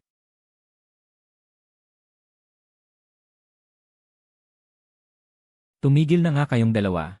Magiging kasama niyo sa kwarto sa loob ng 4 na taon. Hindi kayo dapat mag-away dahil lamang sa isang maliit na bagay. Huwag kang mag-alala, hindi naman ako ganoon kababaw. Kung hindi siya kikilos, hindi ako kikilos. Kuya Linyi, huwag kang mag-alala at umalis na. Hindi ko siya aawayin. Pagkatapos kong sabihan ang dalawang ito ay umalis na ako sa dormitoryo ng mga babae. Hindi nagtagal ay natagpuan ko ang aking dormitoryo. Napansin kong nakabukas ang pinto ng aking kwarto. Hula ko na may nagdala na ng kanilang bagahe ng maaga sa dormitoryo. Pagkatapos ay pumasok ako na dala ang aking maleta. Kumusta ka, kaklase? Ako si Chu Yunfei. Ikinagagalak kitang makilala. Ako si Linyi. Sa susunod na 4 na taon, kailangan nating maging magkasundo. Si Chu Yunfei ay nagpakita ng isang masigasig na ekspresyon nang marinig niya ang pagpapakilala. Grabe, kilala kita. Yung walang ginawang depensa. Nasapilitang pumasok sa pader ng kidlat. At inabsorb pa ang buong pader ng kidlat ni Guro Jiang Han, ikaw nakakaiba. Hindi iyon gaanong kahanga-hanga. Dahil magiging magkasama tayo sa kwarto sa loob ng 4 na taon. Tatawagin na lang kitang Yunfei simula ngayon. Habang ako ay nakikipagpalitan ng kuro-kuro sa aking bagong kasama sa kwarto. Si Wang Jian, ang 2nd taon na binugbog ko, ay dumating sa konseho ng mga estudyante. Ang mga pangyayari ay ganito. Pinsan, kailangan mo akong tulungan. Isang bagong estudyante lang, binugbog ka na. Talagang pinahiya mo ang angkan ng mga Wang. Wala akong panahong makisali sa mga walang kwentang bagay mo. Kung wala nang iba, huwag mo akong abalahin. Hindi matyagang pinagalitan ni Wang Jian ng kanyang pinsan. Nagpatuloy si Wang Jian sa paghingi ng tulong. Pinsan, kahit papaano, pamilya pa rin ako ng mga Wang. Tulungan mo naman ako ngayon. Para na rin ito sa pagbawi ng reputasyon ng mga Wang. Iwinasiwas ng pinsan ni Wang Jian ang kanyang kamay. Sige na. Hanggang ngayon, hindi mo pa sinasabi sa akin kung ano ang pangalan ng bagong estudyanteng iyon. Ang pangalan niya ay Linyi. Linyi, hindi ba siya ang kasintahan ni Feng Lan ng pamilya Feng? Pinsan, kilala mo rin pala siya. Ngumiti ang pinsan ni Wang Jian. Pakita mo nga sa akin ang litrato ng Linyi na yon. Medyo nag-alangan si Wang Jian. Wala akong litrato. Pero sa internet, ang dami ng views ng video kung saan binugbog niya ako ay umabot na sa milyon. Talagang napahiya ka ng sobra ngayon. Hindi pa kami napapahiya ng ganito ng angkan ng mga Wang. Pakita mo sa akin ang video. Dali-daling kinuha ni Wang Jian ang kanyang cellphone. Ipinapakita sa cellphone ang video na kinunan ng isang dumadaan. Sumimangot ang pinsan ni Wang Jian. Siya pala. Kaya pala ang kasintahan ni Fenglan na si Lin Yi ay ang taong hindi niya natagpuan sa buong buhay niya sa nakaraang buhay. Ang taong sumira sa kanyang dangal. Wang Yanran. 4-year student sa Imperial Capital Academy. Presidente ng Student Council ng Imperial Capital Academy. Isang taong biglang nabuhay muli 2 buwan na ang nakalipas. Gusto ni Wang Yanran na ilagay ang kanyang isipan sa pagbasag sa record ng antas ng awakened na kanyang nagawa noong siya ay nagtapos sa nakaraang buhay. Noong siya ay nagtapos, siya ay nasa antas 75. Mas mataas ng 25 antas kaysa sa pinakamababang pamantayan ng pagtatapos sa Imperial Capital Academy. Nabuhay muli sa panahong ito, natural na umaasa siyang mas malayo pa ang mararating niya. Bago siya nabuhay muli, iginagalang siya bilang Phoenix Flame Goddess. Nakakalungkot lang na bagaman siya ay umakyat bilang diyosa ng apoy. Namatay pa rin siya sa panahon ng pagdating ng mga Diyos. Sa pagkakataong ito, dahil sa karanasan ng muling pagkabuhay, naniniwala siyang tiyak na mas malayo ang mararating niya kaysa sa nakaraang buhay. Ngunit ngayon ay ginambala ni Wang Jian. Gustong-gusto ni Wang Yanran na sampalin ang kanyang pinsang ito. Ngunit sa huli, naisip pa rin niya na sila'y magkamag-anak. Kaya nagpa siya siyang tulungan ang kanyang pinsan. Ngunit nang makita niya kung ano ang hitsura ko, bahagyang nanginig si Wang Yanran. Dahil kilala niya ang Lin Yi na bumugbog sa kanyang pinsan. Siya yung lalaking sa nakaraang buhay, sa loob ng lihim na kaharian ng apoy. Sinalakay siya habang abala sa pagsipsip ng kapangyarihan ng apoy mula sa kristal ng Phoenix. Ang lalaking dumungi sa kanya. Agad na umakyat ang apoy ng Phoenix sa paligid ni Wang Yanran. Agad na natakot si Wang Jian sa gilid. Pinsan, anong nangyayari sa'yo? Walang pasensyang winagayway ni Wang Yanran ang kanyang kamay. Sige, naiintindihan ko na. Magkakaroon ako ng oras para tingnan ang bagong estudyanteng ito na nagngangalang Lin Yi. Nang marinig ang mga salita ni Wang Yanran, masayang sinabi ni Wang Jian. Maraming salamat, pinsan, sa pagtulong sa akin. Dumating ang gabi. Kakagaling ko lang sa kantina kasama si Chu Yunfei. Hinarang kami ng isang ate na sexing-sexy. Naguguluhang tanong sa akin ni Chu Yunfei. Lin Yi, kilala mo ba ang babaeng estudyante na ito? Umiling ako. Hindi ko kilala. Sabi ng nakakaakit na ate. Lin Yi, sumama ka sa akin sandali. May mga bagay akong gusto lang sabihin sa'yo. Ipinakita ni Chu Yunfei ang kanyang pananabik. CJ. Lin Yi, parang nagtatapat sa iyo ng pag-ibig ang ate na ito. Huwag kang magsalita ng walang kabuluhan. Sinamaan ko ng tingin si Chu Yunfei. Pagkatapos, tumingin ako sa nakatayo sa harap kong hindi kilalang babaeng estudyante. Sige na, sabihin mo na rito kung ano ang gusto mong sabihin, ate. Hindi maganda dito. Nagpakita si Chu Yunfei ng isang tingin na parang naiintindihan niya ang lahat. Lin Yi, hindi ako magiging istorbo sa inyo. Babalik muna ako sa dorm at hihintayin kita. Mag-usap kayo ng mabuti. Ganoon na lang ako ipinagbili ni Chu Yunfei. Medyo wala akong masabi. Pagkatapos ay nagsimula akong magduda. Hindi kaya nagtatapat ng pag-ibig sa akin ang ate na ito. Pagkatapos ay walang magawa akong nagkibit balikat at sinabi. CJ, ang nagliliyab na katawang senior na ito ay ngumiti rin. Sumama ka sa akin, little junior. Siraulong bata. Sa nakaraang buhay, dinumisan mo ang aking kalinisan. Sa buhay na ito, sisiguraduhin kong pagpira-pirasuhin ka. Ang tinig ng puso. Naririnig ko ang tinig ng puso ng senior na ito. Sa parehong sandali, tumunog ang system. Automatikong nakatali ang host sa Flame Goddess na si Wang Yanran. Perpektong masasagap ng host ang tinig ng puso ni Wang Yanran. Wang Yanran, anak ng pinuno ng pamilya Wang, isa sa 4 na pangunahing pamilya ng nagising sa Imperial Capital. 3 level na talento sa kakayahan sa apoy. Bago ang muling pagsilang, dinumisan siya ni Lin Yi, ang orihinal na may-ari, sa Flame Secret Realm. At inagaw niya ang Phoenix Flame Crystal na may natitirang kalahati ng lakas ng apoy. Sa huli, namatay siya dahil sa kakulangan ng kalahati ng lakas ng apoy ng Phoenix Flame Crystal. Malungkot na pagtatapos. Sa buhay na ito, natuklasan ng kanyang pinsan na si Wang Jian na ang host ang taong matagal na niyang hinahanap. Nanumpa siyang pagbabayaran siya ng host. Pagkatapos marinig ang pagpapakilala ng system sa Phoenix Flame Goddess na si Wang Yanran. Sumigaw ako sa langit. Lin Yi, putnang ina. Ilang tao ba ang niloko mo sa nakaraang buhay? Hindi ba tayo maaaring mamuhay ng maayos? Si Lin Tianming ay biglang tinakpan ang kanyang tiyan at sumimangot sa sakit. Hindi napigilang sumimangot si Wang Yanran. Anong nangyayari sa masamang batang ito? Bagaman nalilito, huminto pa rin si Wang Yanran at nagtanong. Junior, ikaw ay? Senior, aray. Sinabi ni Lin Tianming. Hinawakan niya ulit ang kanyang tiyan at sumigaw sa sakit. Huminga siya ng ilang beses. Nagtagal bago siya nakabuo ng mahinang paliwanag. Ate, bigla akong sumakit ang tiyan ko. Baka may nakain akong masama sa cafeteria. Ang Imperial Capital Great Emperor Academy ay ang unang ranggo na advanced na academy ng nagising sa Kyushu. Upang matiyak ang kalusugan ng bawat mag-aaral na nagmula sa iba't ibang rehiyon ng Kyushu. Ang pagkain ay mahigpit na kinokontrol. Mula nang magbukas ang paaralan, hindi pa nagkaroon ng problema sa pagkain sa cafeteria. Hindi malamang na sumasakit ang tiyan mo dahil sa kinain mo sa cafeteria. Habang pinapanood ni Wang Yanran ang naghihirap na ekspresyon ni Lin Tianming, sinusuri niya kung totoo o hindi ang sakit ng tiyan ni Lin Tianming. Parang medyo mahirap lokohin si Wang Yanran. Nagpapanggap na masakit ang tiyan. Naisip ni Lin Tianming sa kanyang puso na gustong tumakas. Ngunit nagpatuloy pa rin siya. Siguro hindi ako sanay sa tubig at klima, senyor. Masakit talaga ang tiyan ko. Aray.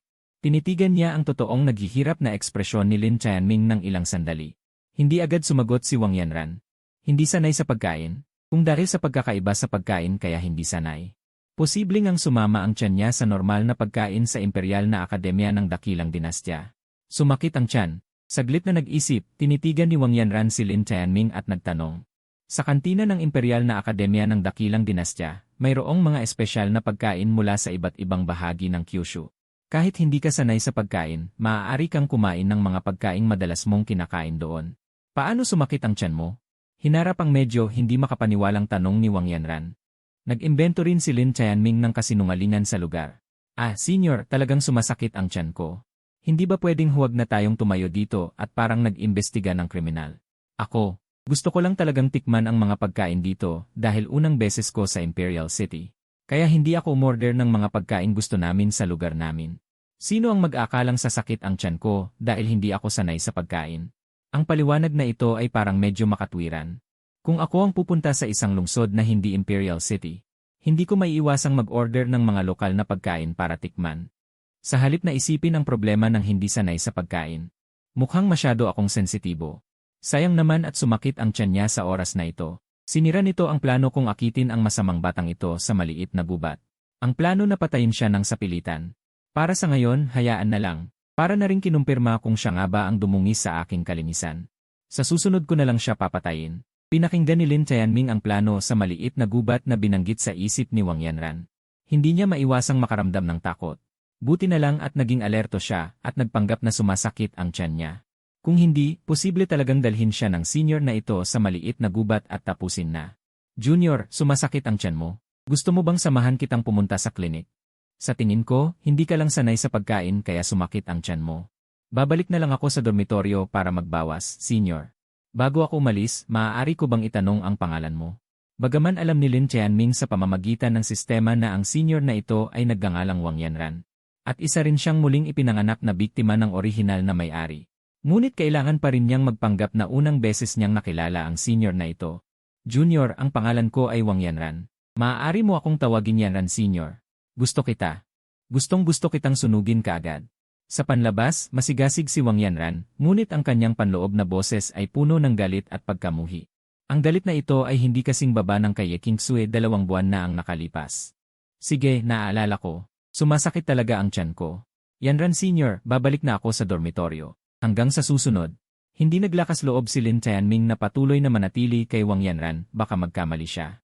Pagkatapos niyang magsalita, hindi niya binigyan ng pagkakataon si Wang Yanran na sumagot. Mabilis siyang tumakbo papunta sa gusali ng dormitoryo kung saan siya nakatira. Tinitigan ang likod ni Lin Tianming habang umaalis. Ang ngiti sa mukha ni Wang Yanran na puno ng pagiging palakaibigan at sigasig ng isang senior ay unti-unting nawala. Pinalitan ito ng apoy ng pagkamuhi na hindi na niya itinatago. Lin Tianming, sa susunod nating pagkikita, iyon ang araw na mamamatay ka. Sa pagpatay sa iyo, maituturing ko na rin itong paghihiganti para sa lahat ng mga taong biktima ng basurang ito sa nakaraang buhay. Tumakas mula sa masusing pinlanong pagpatay sa kanya ni Wang Yanran sa maliit na gubat. Pagbalik ni Lin Tianming sa kanyang silid, ay halos bumagsak sa kama at huminga ng malalim. Nang makita siya, agad lumapit ang kanyang kasamang si Chu Yunfei. Chismis na tanong, Tianming, ano na? Nagpahayag ba ng pag-ibig sa iyo yung hot na senior? Hindi dapat nagtanong si Chu Yunfei, pero sa tanong na ito, ay naalala ni Lin Tianming na muntik na siyang mapahamak dahil naniwala siya sa hula ni Chu Yunfei. At dinala ni Wang Yanran sa maliit na gubat para patayin. Masama ang tingin ni Lin Tianming kay Chu Yunfei, magpahayag ng pag-ibig. Utak mo! Muntik na akong mamatay dahil sa maling impormasyon mo. Biglang tinignan siya ni Lin Tianming ng masama. Nagpakita si Chu Yunfei ng inosenteng ekspresyon. Ang hula lang naman niya ay gusto siyang ligawan ng senior. Paano niya muntik nang mapatay si Lin Tianming? Kinabukasan, si Lin Tianming bilang estudyante ni Jiang Han ay nakatanggap din ng mensahe mula kay Jiang Han. Inutusan siyang pumunta at mag-aral sa kanyang klase. Ayon sa mensahe ni Jiang Han, pumunta siya sa lugar ng paggising ng kidlat at kuryente sa loob ng Imperial Capital Great Academy. Inakala ni Lin Tianming na makakakita siya ng maraming kaklase na pinili ni Jiang Han. Pero walang kahit isang kaklase si Lin Tianming na nakita. Si Jiang Han lang ang nakita niya sa lugar ng paggising ng kidlat at kuryente. Nagdulot ito kay Lin Tianming ng masamang kutob. Hindi kaya ito ang patibong na inihanda ni Jiang Han para sa kanya. Katulad noong nakaraang gabi, gusto siyang iligaw ni Wang Yanran sa maliit na gubat para gumawa ng masama. Anak, dumating ka na. Halika. Ngayon, ituturo sa iyo ng guro ang unang aralin sa pagpasok mo. Kahit na ang ekspresyon ni Guro Jiang Han ay mukhang napakabait. Pero naisip niya na isa rin siya sa mga gustong maghiganti sa kanya. Biglang nagsisi si Lin Tianming na pumunta siya rito. Hindi niya sinagot ang sinabi ni Jiang Han at tumalikod para tumakas. Ang pag-alis sa klase sa panahon ng leksyon ay katumbas ng pagliban, anak. Bilang isang direktang pasok na estudyante na may talento sa antas na lalaya, hindi mo dapat gawin ito. Nagmula sa likuran ang mga salita ni Jiang Han na nagpakilabot sa kanya. Sa sumunod na sandali, binalot si Lin Tianming ng latigo ng kidlat na nabuo mula sa kapangyarihan ng kidlat at kuryente. At sa pilitang hinila sa harap ni Jiang Han. Bakit parang takot na takot ka sa akin, anak? Nalaman kaya ng traidor na to na muling nabuhay ako? Nalaman kaya ng traidor na to na muling nabuhay ako? Habang nakikinig sa iniisip ni Jiang Han, nagmadali si Lin Tianming na magpaliwanag, Guro Jiang Han. Ako lang mag-isa ang estudyante dito. Medyo kinikilabutan ako. Hindi ba't dapat may iba pang estudyante na kasama kong papasok sa ilalim ng iyong pamamahala at mag-aral? Natawa si Jiang Han nang tanungin siya ni Lin Tianming, anak. Hindi ganon kadali maging estudyante ko, Jiang Han. Bago kita tanggapin bilang estudyante, isa akong guro sa Imperial Capital Great Academy. Pero hindi ako nagtuturo ng mga estudyante. Pangunahin kong trabaho ang bumuo ng iba't ibang espesyal na plano sa pagsasanay para sa mga estudyante. Paminsan-minsan ay pinapalitan ko ang ilang guro. Nagtaka si Lin Tianming nang marinig ang sagot ni Jiang Han. Ibig mong sabihin, ako ang unang estudyante mo. Hindi nga, ikaw si Jiang Han sa loob ng maraming taon. Ang unang estudyanteng tinanggap. Kasabay ng pagtitiyak ni Jiang Han. Narinig din ni Lin Tianming ang kanyang napakasakit na saloobin.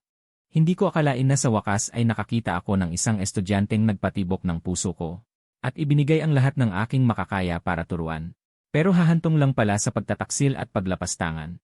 Tianming, alam mo ba, ikaw na taksil at lapastangan, ang iyong pagtataksil sa akin. Ay labis na nagpalungkot sa iyong guro.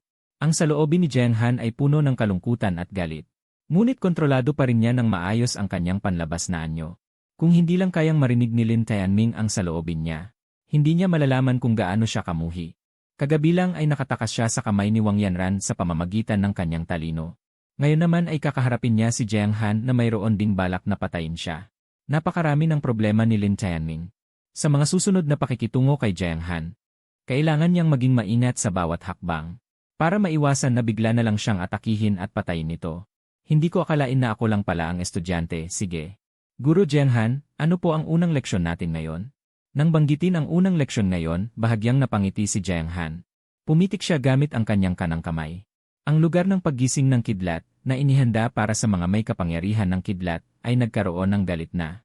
Kasunod nito, dahan-dahang lumitaw sa tabi ni Jiang Han ang isang higanting oso na mas malaki pa sa pinagsamang dalawang Jiang Han. Ang higanting oso ay napapaligiran ng nagdangalit na kidlat. Ang nakabibinging dagundong kanina ay nagmula rito.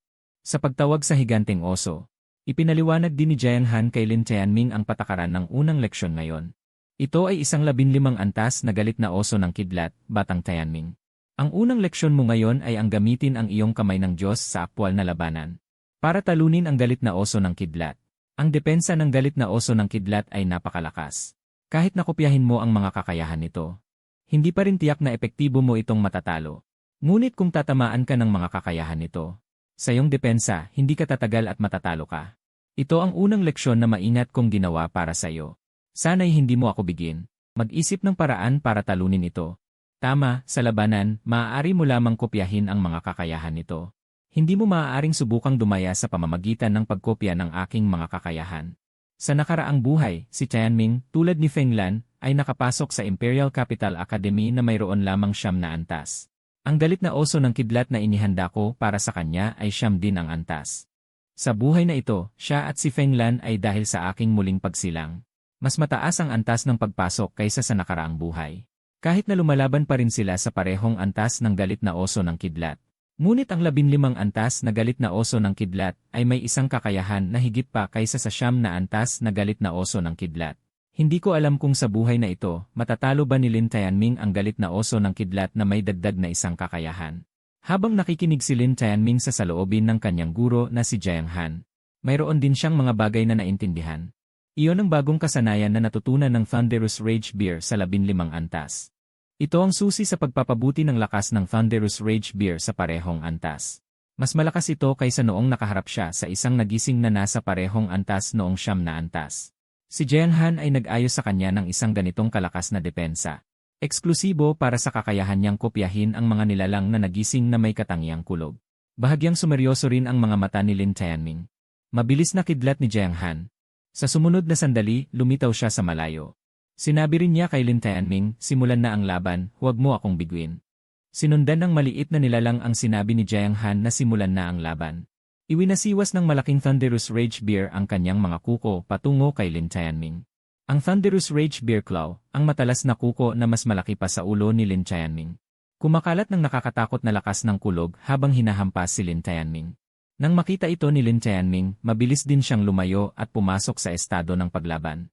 Ang kamay ng Diyos ay agad na naglunsad ng kasanayan sa pagkopya ng kamay ng Diyos. Agad na nabasa ni Lin Tianming ang mga kasanayan ng Thunderous Rage Bear. Ang 15 antas na Thunderous Rage Bear ay may kabuang 4 na kasanayan sa iba't ibang kakayahan ng kulog. Thunderous Rage Bear Claw, Roaring Thunder, Thunderous Stomp, Raging Thunder Armor. Ang Thunderous Rage Bear Claw at Thunderous Stomp. Ang mga ito ay mga kasanayan sa kulog na aktibong umatake. Ang Roaring Thunder ay magpapataas ng bilis ng pag-atake ng Thunderous Rage Bear. Isang kasanayan sa pagpapalakas ng galit na magpapapasok sa Thunderous Rage Bear sa isang galit na estado. Ang Raging Thunder Armor ay isang kasanayan na magpapataas ng depensa ng Thunderous Rage Bear. Nang maunawaan ang 4 na kasanayan ng Thunderous Rage Bear, dumating na ang oras para kay Lin Tianming na pumili. Sa loob ng 2 buwan na ito, si Lin Tianming ay nagsikap sa pagsasanay. Masasabing lubos niyang naintindihan ang kakayahan ng kanyang kamay ng Diyos. Ang kanyang kamay ng Diyos ay may isang lihim na hindi niya sinabi kay King Su. Iyon ay ang kanyang kamay ng Diyos ay maaari lamang kopyahin ang 3 kasanayan. Ang 3 kasanayan na kinopya ay maiimbak sa 3 daliri ng kanyang kanang kamay. Kapag nailabas na ang 3 kinopyang kasanayan, ang kanyang kamay ng Diyos ay papasok sa isang panahon ng paglamig. Ang dahilan kung bakit si Lin Tianming ay nagpataas ng antas ng husto sa loob ng 2 buwan. Bukod sa paghila ni King Su sa kanya, ang isa pang dahilan ay gusto niyang subukan kung kaya niyang kopyahin ang ilang karagdagang kasanayan sa pamamagitan ng pagtaas ng antas. Gayunpaman, mula sa unang antas hanggang sa 15 antas. Ang mga kasanayan na maaari niyang kopyahin ay 3 pa rin. 2 lamang ang pagbabago sa pag-upgrade. Ang isa ay ang oras ng paglamig ng kanyang kamay ng Diyos. Mula sa 3 araw sa unang antas, pinaikli ito sa 12 oras. Ang pangalawa ay ang kasanayan sa pagkopya ng kanyang kamay ng Diyos. Maaari nitong mapahusay ang kapangyarihan ng mga kasanayan sa ibaba ng antas ng ultra-dimensional na ipinagbabawal na spell. Iyon ay upang sabihin, sa laban-laban sa Thunderous Rage Bear, kung hindi niya magagamit ang 3 kasanayan upang talunin ang Thunderous Rage Bear. Papasok siya sa isang mahinang panahon kung saan hindi niya magagamit ang kamay ng Diyos. Nang naisip ito, si Lin Tianming ay naging mas maingat tungkol sa kung anong mga kasanayan ng Thunderous Rage Bear ang dapat niyang piliin kopyahin. Pagkatapos ng maingat na pagpili, binitiwan pa rin ni Lin Tianming ang Raging Thunder Armor na nagtatanggol. Pinili ang iba pang 3 kasanayan ng Thunderous Rage Bear. Nagpasya pa rin si Lin Tianming na talikuran ang pananggalang na naggangalit na baluti ng kulog. Pinili ang iba pang 3 kasanayan ng naggangalit na kulog na oso.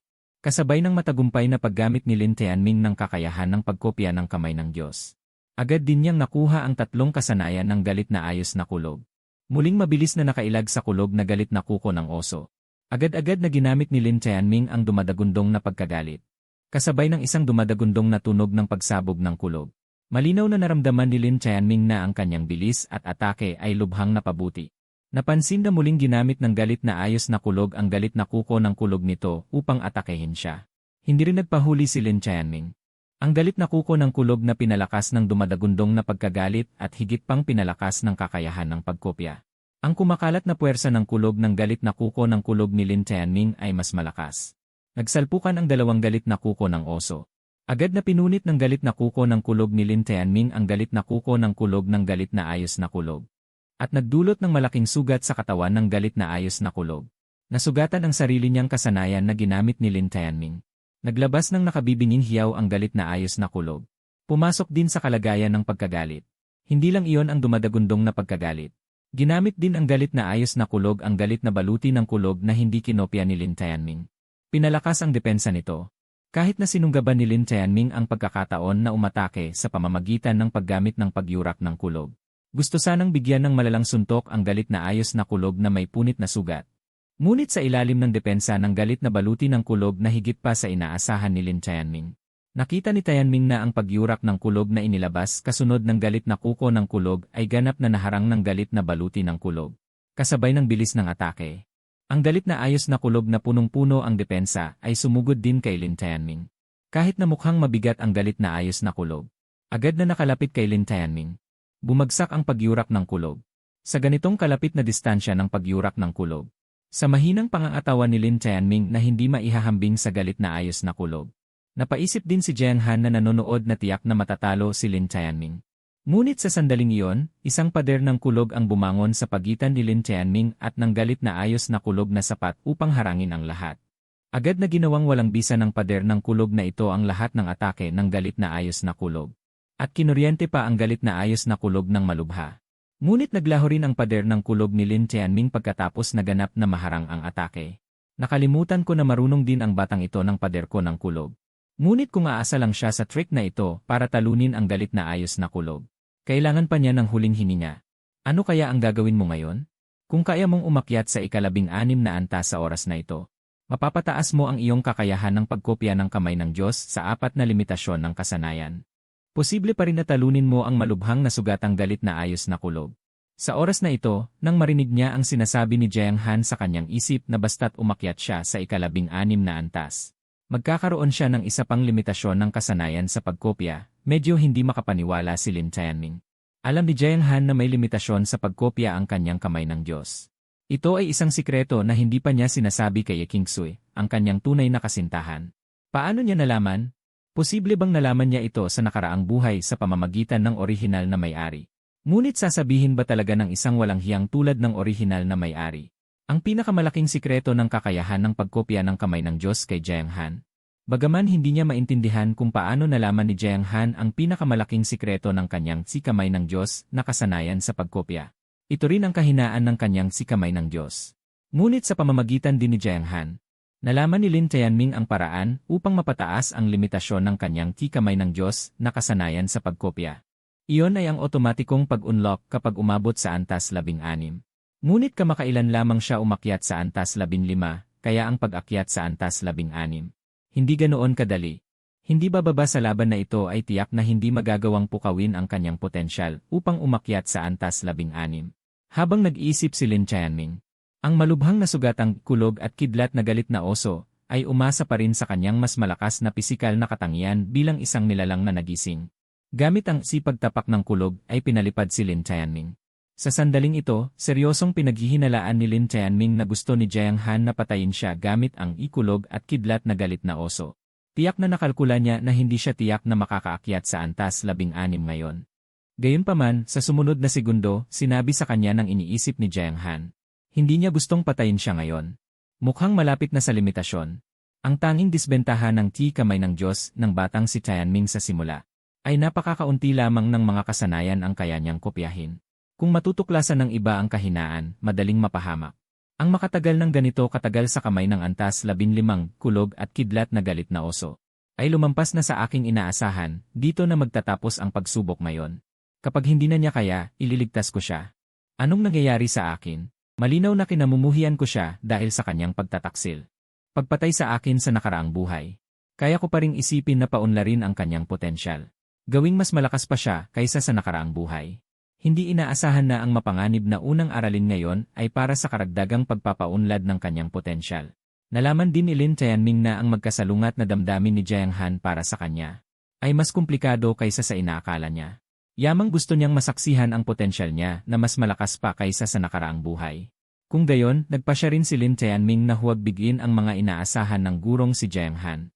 Ipinapangako niya na patutunayan niya ang kanyang katapatan sa paglipas ng panahon. Upang ganap na pakawalan ang pagkapuot ng gurong ito na labis na nasaktan ng orihinal na may-ari. Upang muling maging gurong itinuring siyang mahal na estudyante. Sa sandaling ilabas ang tiyak na nakamamatay na atake ng ikulog at kidlat na galit na oso. Hindi na hinintay ni Lin Tianming na iligtas siya ni Jiang Han. Direktang inilunsad ang isang pag-atake sa kaluluwa sa kulog at kidlat na galit na oso. Espiritong apoy. Binaliwala ng espiritong apoy ang pisikal na depensa ng ikulog at kidlat na galit na oso na pinalakas ng galit na baluti ng kulog. Tumagos sa kaluluwa ng ikulog at kidlat na galit na oso. Sa ilalim ng pag-atake ng espiritong apoy na direktang tumama sa kaluluwa. Ang ikulog at kidlat na galit na oso na may malakas lamang na katawan ay biglang nanginig sa buong katawan. Bumagsak sa lupa na nakatirik ang mga mata. Nakita ni Jiang Han na balak sana siyang iligtas si Lin Tianming na biglang bumaliktad ang sitwasyon. Nakatayo siyang tulala sa lugar sa mahabang panahon, hindi makabalik sa ulirat. Ang batang si Tianming ay marunong ding umatake sa kaluluwa. Bakit hindi ko nakita siyang ginamit ito sa nakaraang buhay? Nagkamali ba ako ng pagkaalala? Ang tsi kamay ng Diyos ng batang si Tianming ay maaaring kumopya ng 4 na kasanayan sa antas 15. Imposible, ang lihim ng limitasyon ng pagkopya ng kasanayan ng kanyang tsi kamay ng Diyos noon. Nalaman ko pa rin ito sa pamamagitan ng pagsubok para sa kanya. Noong una, hindi pa siya nakakaharap ng kalaban na kailangan niyang gamitin ang kanyang mga kakayahan ng madalas. Hindi niya mismo alam.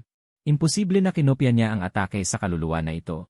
Malamang nakatulad dito noong inabsorb niya ang aking pader ng kidlat at natutunan ang kakayahan na pader ng kidlat. Nagkaroon siya ng pagkakataon sa ibang lugar para matutunan ang ataking ito sa kaluluwa. Siguro dahil naapektuhan ng muling pagkabuhay ko ang linya ng panahon. Naghanap si Jiang Han ng makatuwirang dahilan na makapagpapaniwala sa kanya. Kaya hindi na siya nagulat na marunong palang umatake ng kaluluwa si Lin Tianming. Ngunit para makasigurado kung tama ang kanyang hinala, kailangan pa rin niyang personal na subukan si Lin Tianming. Magaling, mabuting bata. Hindi ko akalain na kaya mong talunin ang galit na oso ng kidlat sa 15 antas. Biglang nawalan ng malay ang galit na oso ng kidlat. Nakaramdam ako ng bahagyang paggalaw ng enerhiya ng kaluluwa. Siguro gumamit ka ng atake sa kaluluwa para direktang atakehin ang kaluluwa nito. Para talunin ito, tama ba, Lin Tianming? Narinig ni Lin Tianming ang iniisip ni Jiang Han. Dahil sa pagtatagpo ngayong araw, mas nakilala ni Lin Tianming ang gurong si Jiang Han.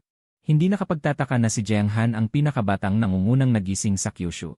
Nakita niya agad na gumamit siya ng pamamaraan ng atake sa kaluluwa. Tumango agad si Lin Tianming at sumagot, tama po kayo, Guro Jiang Han. Ginamit ko po ang atake sa kaluluwa para talunin ang galit na oso ng kidlat. Hindi po siguro kinopya ang direktang atake sa kaluluwang yon, tama? Pwede ko bang makita? Dahil nasuri na niya ang mga iniisip ng isa, hindi na maglilihim pa si Lin Tianming. At gusto rin niyang ipakita ang kanyang katapatan. Para magtanong kay Jiang Han ng mas marami tungkol sa kakayahan ng kamay ng Diyos. Sa kanyang naririnig sa isip ni Jiang Han, parang mas alam pa niya ang kanyang kamay ng Diyos kaysa sa kanya. Para mas maintindihan ang kakayahan ng kanyang kamay ng Diyos sa mga susunod na pag-akyat ng antas. Kailangan niyang magtanong ng mabuti sa gurong ito. At dagdagan din ang pagtingin nito sa kanya. Enon, hindi kinopya. Ang pangalan ng kakayahan na ito ay Sparks ng Espiritu. Malaya kong magagamit ito ng hindi limitado ng kakayahan ng kamay ng Diyos na kumopya. Guro Jiang Han, guro ko po kayo. Kung gusto niyo pong makita, tingnan niyo lang po. Habang nagsasalita, binaliktad ni Lin Tianming ang kanyang kanang palad paitaas. Mula sa kanyang palad ay umangat ang isang sparks na nabuo mula sa enerhiya ng kaluluwa. Kasing tamis pa rin ng dati ang bibig at marunong magpasaya ng babae. Kaya maliban sa bahagyang pagbabago sa mga karanasan, dapat kasing sama pa rin siya ng dati pagdating sa pag-ugali. Ganyan siya noong nakaraan para makuha ang aking loob. Para unti-unti akong magtiwala sa kanya. Para sa hinaharap kapag natuklasan niya ang aking galit na puso ng kidlat. Para magkaroon siya ng masamang balak at saktan ako, ang kanyang guro. Napapangiwi si Lin Tianming sa mga iniisip ni Jiang Han. Akala niya kung susubukan niyang maging malapit sa kanya. Mas madali nitong maalala ang mga nangyari noon. Para magalit ito sa kanya. Orihinal na katauhan, tingnan mo ang ginawa mo. Pinahamak mo ako. Mabuti akong tao. Sa kaibuturan ng kanyang puso, galit niyang kinutya ang dating katauhan na nagawa ng lahat ng kasamaan. Alam ni Lin Tian na upang lubusang magtiwala sa kanya si Jiang Han. Hindi sapat ang mga salita lamang. Kailangan pa rin ang mga konkretong aksyon. Kung walang konkretong aksyon, paalalahanan lamang si Jiang Han na nasaktan na noon ng dating katauhan na nanggago at nagpabaya sa kanyang guro na muli siyang gumagamit ng matatamis na salita. Hindi nagtataglay ng mabuting intensyon. Tinitigan ni Jiang Han ang mga nagliliwanag na espiritong apoy sa palad ni Lin Tianming. Napagpasyahan din niyang turuan si Lin Tianming ng ilang dagdag na kakayahan na wala sa plano para sa araw na ito. Magaling, Batang Tianming. Bagamat sa simula'y sinabi kong kung matatalo mo ang galit na ayos na may kidlat sa araw na ito, ayos na. Ngunit sa totoo'y hindi naman ako maasa na matatalo mo ang galit na ayos na may kidlat. Gusto ko lang na sa araw na ito'y hayaan kang mahasa ng galit na ayos na may kidlat upang mabawasan ang iyong henyong kayabangan. Para mas magsikap ka pa sa iyong pagsasanay sa hinaharap. Ngayon, natalo mo na ang galit na ayos na may kidlat. Lampas ka na sa aking inaasahan. Kaya naman, plano ko ring turuan ka ngayon ng ilang bagay na dati ko pa sanang ituturo sa iyo pagkalipas ng ilang araw. Halika rito, bata. Sa tuwing pag-uusapan kung paano sanayin si Lin Tianming, pansamantalang nakakalimutan ni Jiang Han ang sakit na idinulot ni Lin Tianming sa kanya sa nakaraang buhay. Tila ba hindi kailanman nangyari sa kanila ang pagkasira ng kanilang relasyon bilang guro at estudyante? Ibinibigay niya sa kanya ang lahat ng kanyang kaalaman, tulad ng ginawa niya sa nakaraang buhay. Ang estado ng pag-iisip ni Jiang Han sa mga sandaling ito, nalalaman din ni Lin Tianming sa pamamagitan ng kakayahan ng sistema na lihim na makinig sa kanyang mga iniisip. Lalo pa nitong pinatatag ang kanyang determinasyon. Napatunayan sa pamamagitan ng mga gawa na hindi siya ang dating katauhan na manggaganso at nagpabaya sa kanyang guro. Sa isang gurong handang ibigay sa kanya ang lahat ng kanyang kaalaman at sanayin siya. Hindi pinahalagahan ng dating katauhan. Si Lin Tianming na ito, na nagmula sa planetang Blue Star, ay pahahalagahan ang mahalagang pagmamahal na ito. Sumunod si Lin Tianming kay Jiang Han sa tabi ng galit na ayos na may kidlat na nasa estado pa rin ng pagkawala ng malay.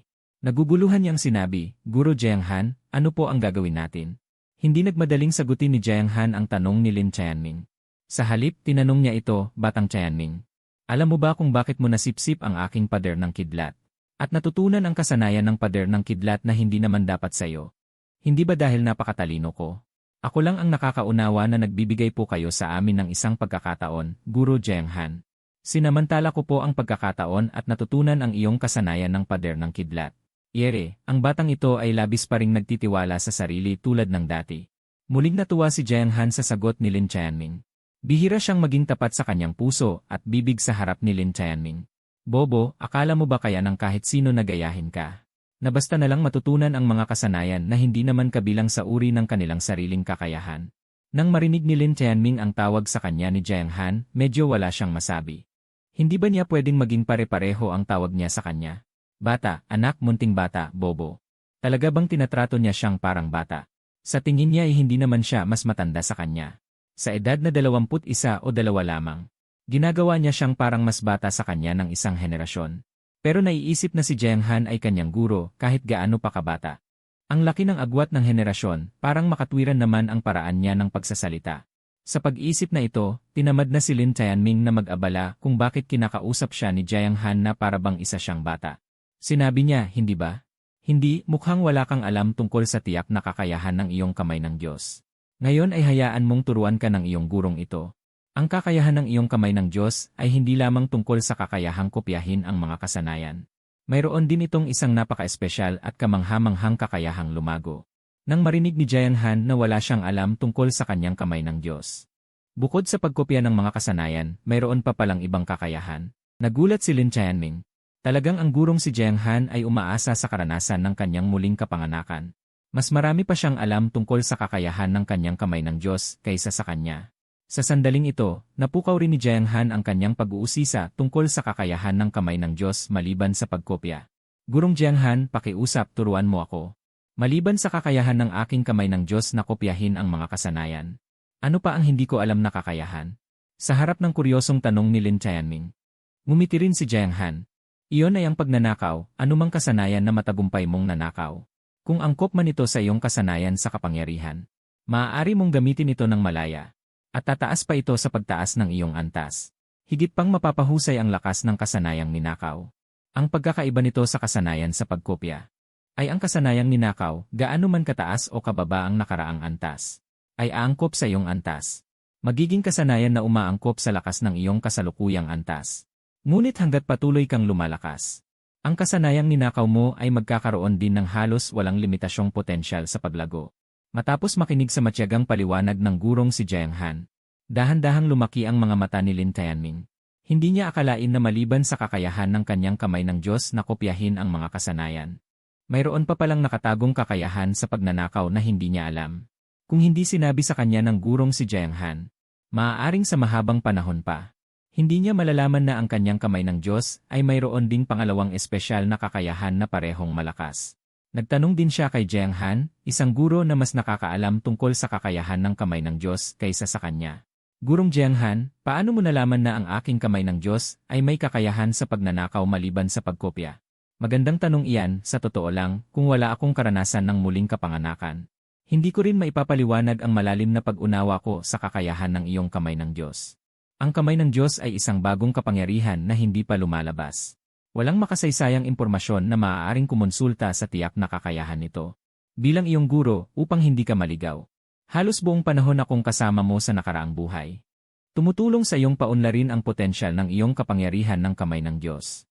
Sinusubukang ipaliwanag ang mga problemang hindi mo maintindihan bilang may-ari nito. Ang kakayahan ng iyong kamay ng Diyos na magnakaw ay nahukay sa tulong ng aking buong panahon na kasama ka. Pinapatira rin kita noon sa tinitehan ko, para madali kitang maturuan anumang oras. Pero sa buhay na ito, mayroon akong karanasan mula sa nakaraang buhay. Kaya hindi na kailangang madalas kitang iwan sa aking tabi para turuan, tulad ng nakaraang buhay. Kung pagod ka na, matulog ka sa akin. Sa paggunita na ito sa kanyang isipan, si Jiang Han ay medyo nangungulila sa mga araw na ibinuhos niya ang kanyang puso at kaluluwa kay Lin Tianming. Ngunit ang lihim ng muling pagsilang ay hindi niya maaaring sabihin.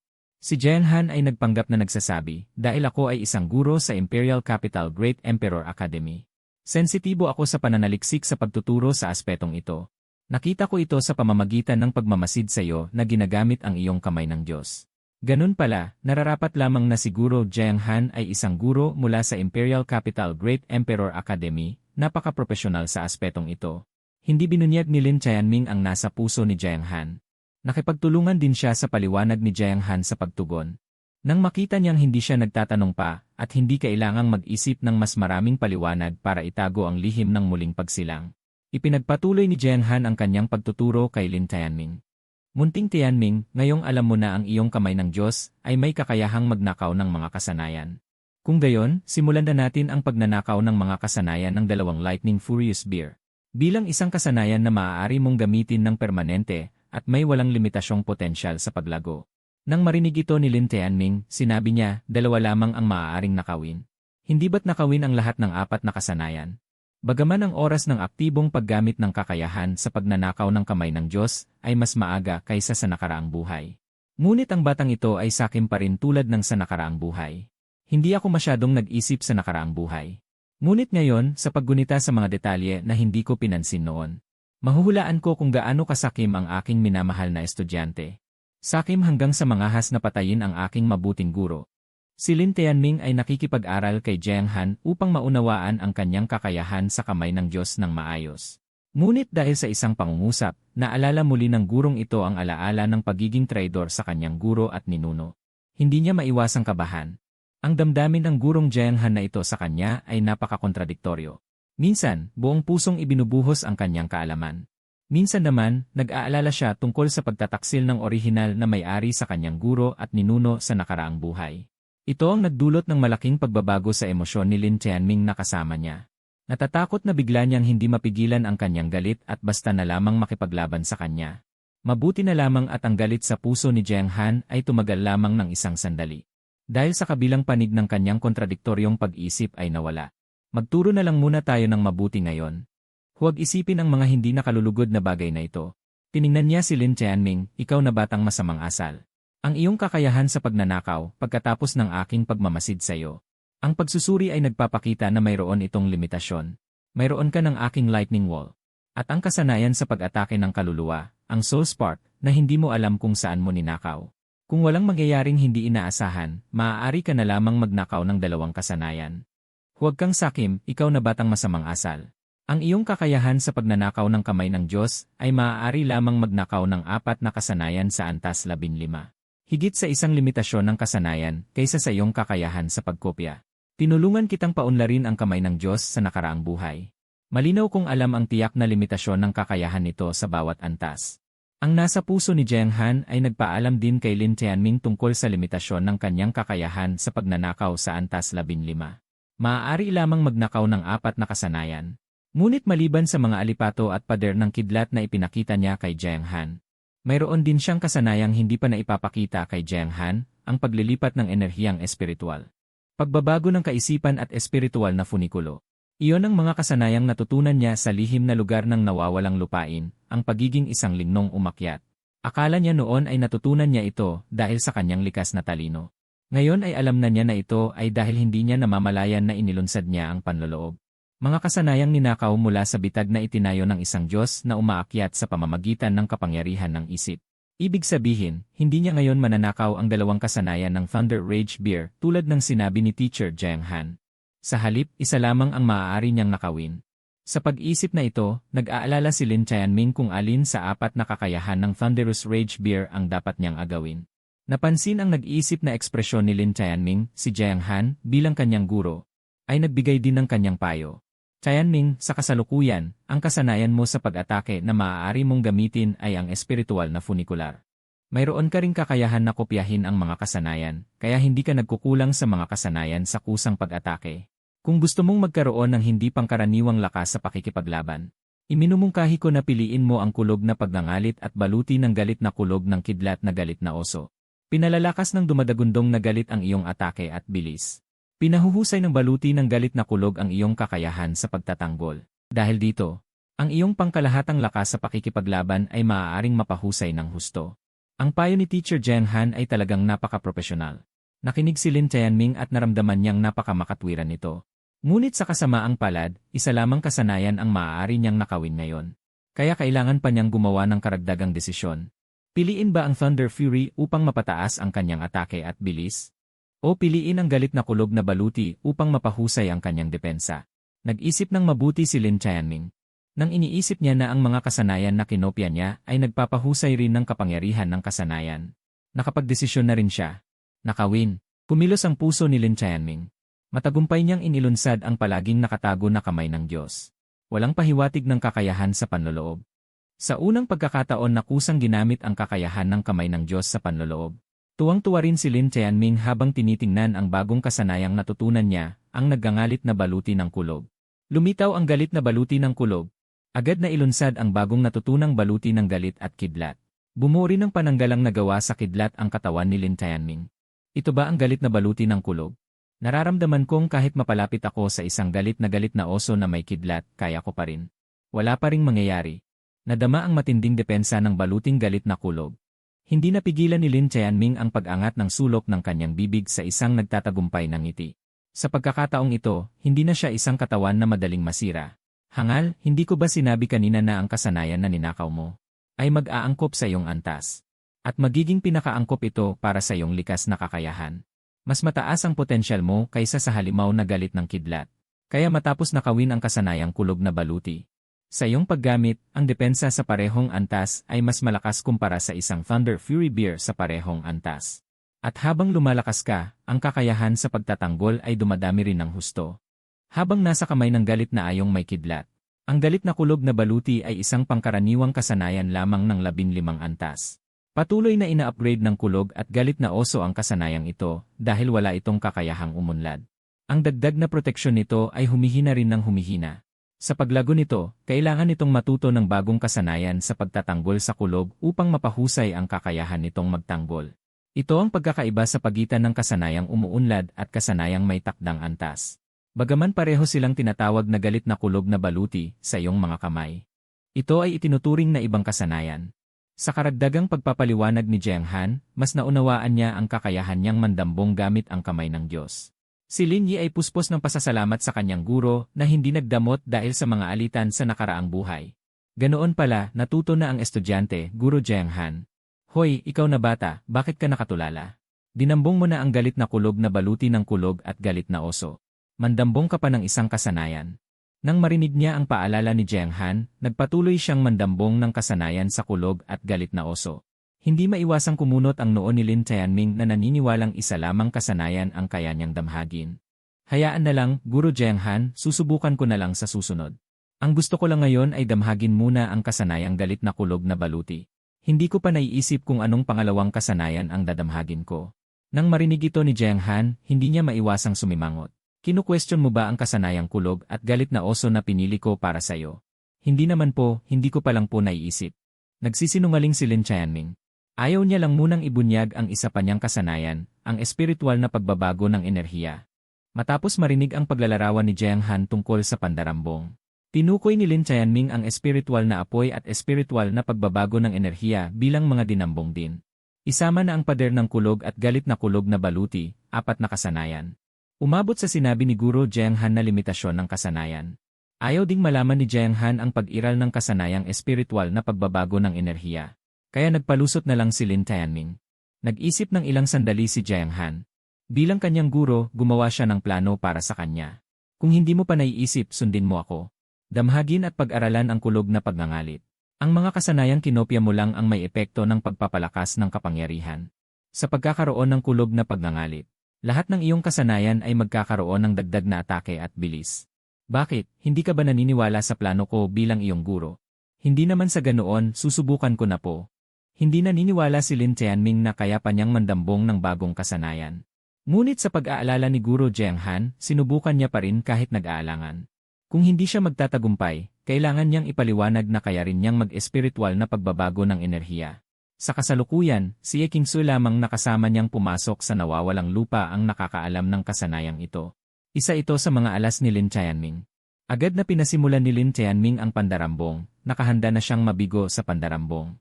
Nakahanda na siyang magpaliwanag kay Jianghan kung walang bagong kasanayan. Sino ang mag-aakala na magtatagumpay siyang damhagin ang kulog na pagngangalit? Malaki ang hinala niyang nagkamali siya, agad niya itong sinubukan. Matapos kumpirmahin ng paulit-ulit, talagang nadamhagin niya ang kulog na pagngangalit.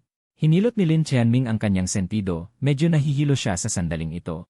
Sinabi ni Guro Jianghan na ang kanyang limitasyon sa kasanayang pandarambong ay 15 antas, pinakamaraming 4 na kasanayan. Mayroon na siyang espiritong ningas, pagbabago ng lakas ng espiritu, pader ng kidlat. Bakit patuloy na makapangyarihan ang naggangalit na baluti ng kidlat? Nagkamali ba si Gurong Jianghan? Sa pag-isip na yon, muling ginamit ni Lin Tianming ang pagnanakaw sa pagyurak ng kidlat ng naggangalit na oso ng kidlat. Matapos matagumpay na mapunta ang pagyurak ng kidlat sa listahan ng kanyang mga kasanayan. At muli niya itong nagamit. Habang mas dumadami ang kanyang ninanakaw, mas nararamdaman niyang hindi tumpak ang limitasyon na sinabi ni Jianghan sa kanya. Seryosong pinaghihinalaan ni Lin Tianming na maaaring walang limitasyon ang kanyang kakayahang magnakaw. Pagkatapos ay sinubukan niyang nakawin ang ika-4 na kasanayan ng naggangalit na oso ng kidlat, ang naggangalit na kuko ng oso ng kidlat. Gayunpaman, nabigo si Lin Tianming na nag-akala na walang limitasyon sa pagnanakaw sa pagkakataong ito. Akala niya naiintindihan na niya ang kakayahang magnakaw, ngunit muling nahilo si Lin Tianming sa sandaling iyon. Ano ba talaga ang nangyayari? Nakita rin ni Jianghan mula sa gilid ang sunod-sunod na paggamit ni Lin Tianming ng kakayahang magnakaw ng kamay ng Diyos ng 3 beses. At 2 beses siyang nagtagumpay. Kaya't medyo naguluhan din siya sa unang pagkakataon. Kumpara sa mga resulta na nakuha niya bago ang kanyang muling pagkasilang ng lagi niyang kasama si Lin Tianming sa pagbuo ng potensyal at limitasyon ng kamay ng Diyos. Ngunit pagkatapos ng maikling malalim na pag-isip, tinapik ni Jianghan ang ulo ni Lin Tianming na nag-isip ng mag-isa. Munting bata, gamitin mo muli ang pader ng kidlat na natutunan mo kahapon. Nang marinig ito ni Lin Tianming, agad din niyang ginawa ito at ginamit ang pader ng kidlat. Kasabay ng paggamit ni Lin Tianming ng pader ng kidlat, sinabi muli ni Jianghan, "Tingnan mo ngayon ang pader ng kidlat na ginagamit mo. Hindi ba ito kabilang sa kakayahang magnakaw ng kamay ng Diyos na kusang ginamit mo matapos kong magpaalala sa iyo?" Matapos paalalahanan ni Jianghan, agad na nagsuri si Lin Tianming. Ang kasanayang pader ng kidlat ay talagang nasa ilalim ng kakayahang magnakaw ng kamay ng Diyos sa pagkakataong ito. Ngunit mayroon din siyang bagong tanong para kay Gurong Jianghan. Pero bago ko gamitin ang pader ng kidlat, bakit hindi ko nakita na mayroon ding pagmamay-ari ng kakayahang magnakaw? Sa harap ng tanong na ito ni Lin Tianming, matyagang sumagot si Jianghan. Dahil hindi mo pa kusang ginamit ang kakayahang magnakaw noon. Kaya ang listahan ng kakayahan ng iyong kamay ng Diyos noon ay mayroon lamang kopyang kakayahan. Ngayon na kusang ginamit mo na ito. Napagtanto mo na mayroon kang ganoong nakatagong kakayahang magnakaw. Natural na magkakaroon ito ng karagdagang listahan ng pagmamay-ari ng kakayahan upang makilala ang iba't ibang kasanayan sa iyong katawan. Matapos makinig ng mabuti sa paliwanag ni Jiang Han, biglang natanto ni Lin Tianming, kaya naman pala. Subukan mo muli ang 3 kasanayan ng nagngangalit na oso ng kidlat na ninakaw mo. At tingnan kung ang kanilang mga kasanayan ay nasa ilalim din ng kakayahang magnakaw ng kamay ng Diyos. Sa gabay na ito ni Jiang Han, mabilis na nagkumpirma si Lin Tianming. At pagkatapos ay masayang sinabi, palagi silang naroon, Gurong Jiang Han. Sa patuloy na paggabay kay Lin Tianming na gamitin ang mga kasanayan at tingnan ang pagmamay-ari ng kakayahan. Naintindihan na rin niya ng malaki kung saan nagmumula ang problema. Gamitin mo muli ang iyong espiritong ningas. Sa tingin ko, hindi ito nasa ilalim ng iyong kakayahang magnakaw ng kamay ng Diyos. Ni hindi rin ito nasa ilalim ng iyong kopyang kakayahan, tama ba? Ayon sa gabay ni Jiang Han, ginamit ang espiritong ningas. At ang espiritong ningas ay talagang tulad ng sinabi ni Jiang Han. Bahagyang lumaki ang mga mata ni Lin Tianming. Kaya naman pala mali ang kanyang pagkakaunawa. Kasanayan na natutunan mula sa patibong na inilatag ng Diyos ng espiritual na pag-akyat. Hindi kasama ang natutunan mula sa hindi sinasadyang pag-trigger ng kakayahan sa pangangamkam. Kung ganoon ang usapan, hindi rin maituturing na nakuha ang pagbabago ng espiritual na enerhiya sa pamamagitan ng kakayahan sa pangangamkam. Bagamat walang sinabi si Lin Tianming, ipinahihiwatig na ng kanyang ekspresyon kay Jiang Han ang sagot na gusto niya. Bilang guro na tumutulong kay Lin Tianming na ma-develop ang kanyang potensyal sa espesyal na abilidad, nagpatuloy pa rin si Jiang Han sa pag-aanalisa batay sa kanyang mayamang karanasan sa mga nangungunang nagising. Ang mga normal na nagising ay imposibleng matuto ng mga kasanayan sa labas ng kanilang sariling sistema ng espesyal na abilidad. Tianming, natutunan mo ito dahil espesyal ang iyong kakayahang kamay ng Diyos. Kaya mo nagawa ito. Ngunit sa pagkakataong ito, ang iyong kasanayang spark ng espiritu ay hindi mo nakuha sa pamamagitan ng kakayahan sa pangangamkam ng kamay ng Diyos. Mayroon lamang 2 posibleng dahilan para sa sitwasyong ito. Posible na ang iyong kamay ng Diyos ay may iba pang kakayahan na hindi pa natin lubusang nade-develop at nauunawaan. Ang isa pang posibilidad ay may natuklasan kang bagong talento sa espesyal na abilidad sa pamamagitan ng isang espesyal na pagkakataon. Isang talento na hindi natuklasan sa pamamagitan ng ritual ng paggising. Alinman sa dalawa, para matulungan kang ma-develop ang mga kasanayang naugnay sa kakayahang ito sa hinaharap. Guro, umaasa ako na ikukwento mo sa akin kung paano mo natutunan ang kasanayang spark ng espiritu. Ang batang si Tianming, malamang dahil sa epekto ng paru-paro na dala ng aking muling pagsilang. Naranasan din niya ang ilang pagkakataon na hindi niya maaaring naranasan sa nakaraang buhay. Marahil ito ang tunay na dahilan kung bakit siya nakapasok na may antas na 15. Anuman ang posibilidad, kinakatawan nito na si Tianming sa buhay na ito ay may mas malaking potensyal kaysa sa nakaraang buhay. Ang mga salita at saloobin ni Jiang Han ay nagdulot ng bahagyang pagkabahala kay Lin Tianming. Nagkamali siya sa pagpasok sa lawa ng espiritual na pag-akyat kung saan may ginawang pakialam ang Diyos ng espiritual na pag-akyat. Halos ikamatay niya bago niya natutunan ang 2 kasanayan ng sistema ng espiritual na pag-akyat. Noong panahong iyon, ang Diyos ng espiritual na pag-akyat na gustong sumakan niya at gamitin siya para sa muling pagsilang ay nagsabi rin na maituturing din siyang isang espiritual na akyador na humakbang sa landas ng espiritual na pag-akyat. Bagamat hindi niya alam kung ano ang pagkakaiba ng landas ng espiritual na pag-akyat mula sa kanilang tradisyonal na ritual ng paggising upang tuklasin ang espesyal na abilidad. Alam ni Lin Tianming na ito ay isang kakayahan na iba sa talento ng kamay ng Diyos. Si Jiang Han noong nakaraang buhay bilang tagapayo ng orihinal na katauhan ay tumulong sa orihinal na katauhan upang ma-develop ang kamay ng Diyos at matuklasan ang napakaraming potensyal. Sa buhay na ito, maaaring talagang matulungan niya siyang ma-develop ang mas maraming kasanayan sa sistema ng landas ng espiritual na pag-akyat. 2 buwan na siyang nagsasanay. At ang kakayahan lamang ng kamay ng Diyos ang umunlad. Ang kakayahan ng espiritual na akyador ay mayroon lamang 2 kasanayan. Matapos ang malalim na pag-isip, nagpasya si Lin Tianming na ibahagi ang ilang sikreto kay Jiang Han para matutunan ang mas maraming kasanayan sa landas ng espiritual na pag-akyat sa hinaharap.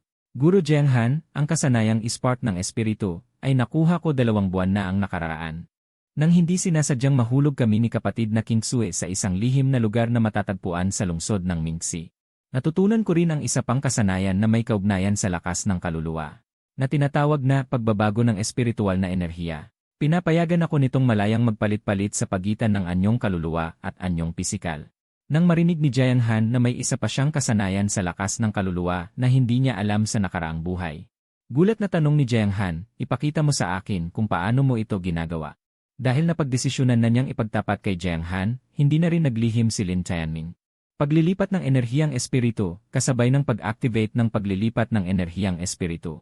Ang katawan ni Lin Tianming ay nagsimula ring malayang magpalipat-lipat sa pagitan ng anyong espiritu at anyong pisikal.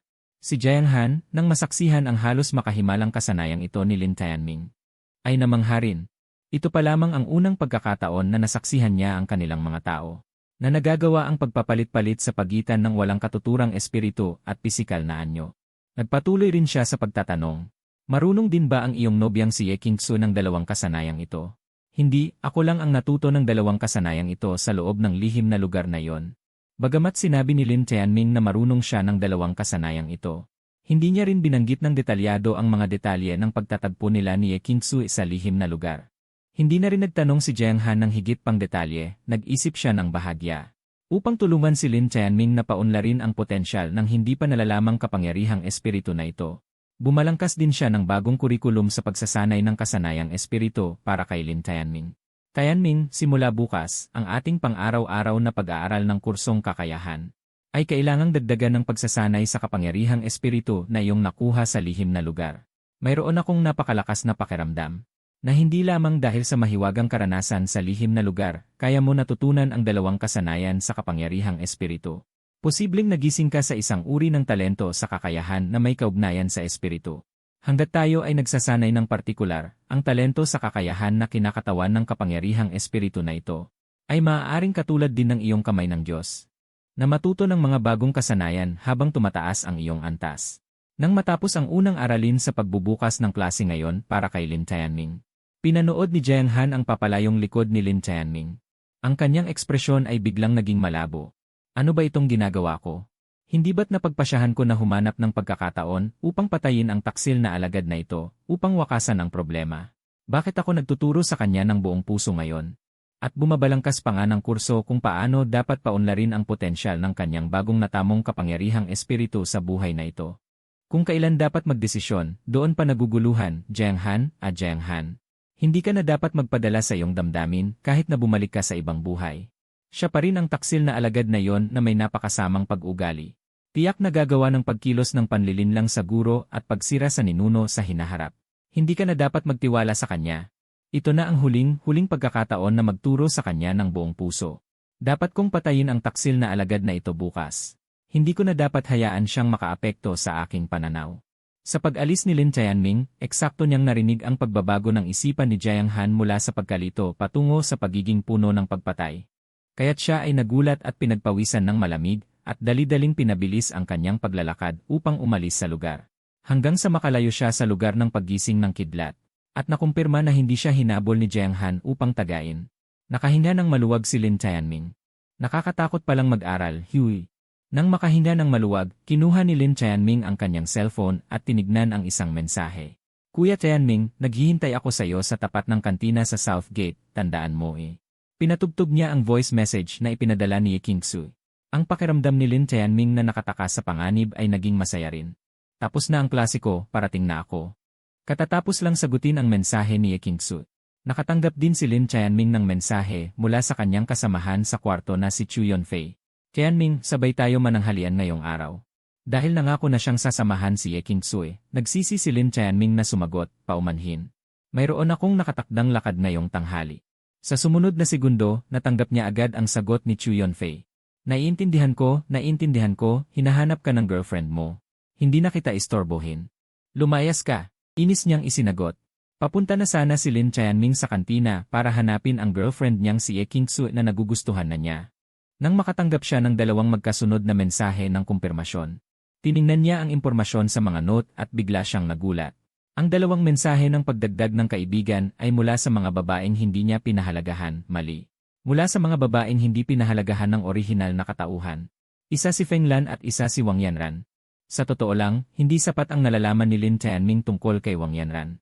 Sa impormasyong ibinigay ng sistema, hindi nakasaad kung sa anong taon nag-aaral ang ate na si Wang Yanran.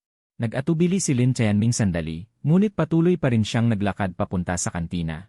Kasabay nito, inaprubahan niya ang mga kahilingan ni Feng Lan at Wang Yanran bilang kaibigan. Little Junior, libre ka ba ngayong tanghali? Miss na miss ka na ng ate. Pagkaaprubahan ng kahilingan bilang kaibigan, natanggap niya ang masiglang mensahe ni Wang Yanran na parang talagang miss na miss siya nito. Hindi maniniwala si Lin Tianming sa mga kasinungalingan niya. Kung nasa harap niya siya ngayon, siguradong maririnig niya ang kanyang pagnanais na sunugin siya hanggang sa mamatay. Tianming, pumunta ka sa Fengling Arena ng Imperial Capital Academy, pareho tayong level. Gusto kitang makasubok. Di nagtagal, natanggap din ni Lin Tianming na naglalakad papunta sa kantina ang mensahe ni Feng Lan. Sa simula pa lang ay isang imbitasyon na agad makipag-sparring, bahagyang nagulat si Lin Tianming. Medyo hindi niya inaasahan. Hindi kaya gusto ni Feng Lan na patayin siya sa gitna ng kanilang pag-ispadahan. Iniisip niya ang layunin ni Feng Lan sa pag-imbita sa kanya na makipag-sparring. Hindi naman bobo si Lin Tianming na hindi pa nagugustuhan si Feng Lan para maniwala na ito ay isang palakaibigang laban. Natatakot siyang kung pupunta talaga siya sa Fengling Arena na yon, ay haharapin niya ang isang laban hanggang kamatayan. Sa pag-isip na ito, patuloy na naglakad si Lin Tianming papunta sa kantina. At sinagot niya si Feng Lan. Hindi ako pupunta ako sa kantina para mananghalian. Sa pag-akala na maaalis na niya si Feng Lan sa ganitong paraan, nakatanggap muli si Lin Tianming ng kanyang mensahe. Kung gayon, pumunta ka pagkatapos mong mananghalian, mag-espada tayo. Patuloy na tumanggi si Lin Tianming, huwag na, hindi maaaring magpagod pagkatapos mananghalian. Sumagot si Feng Lan ng isang ellipsis. Malinaw na nagulat siya sa kung paano humanap ng dahilan si Lin Tianming para umiwas sa laban. Ngumiti si Lin Tianming nang walang sinasabi habang tinitingnan ang tugon ni Feng Lan. Patuloy siyang nagtungo sa Southgate Cafeteria para hanapin ang kanyang girlfriend na si Ye Qingsu.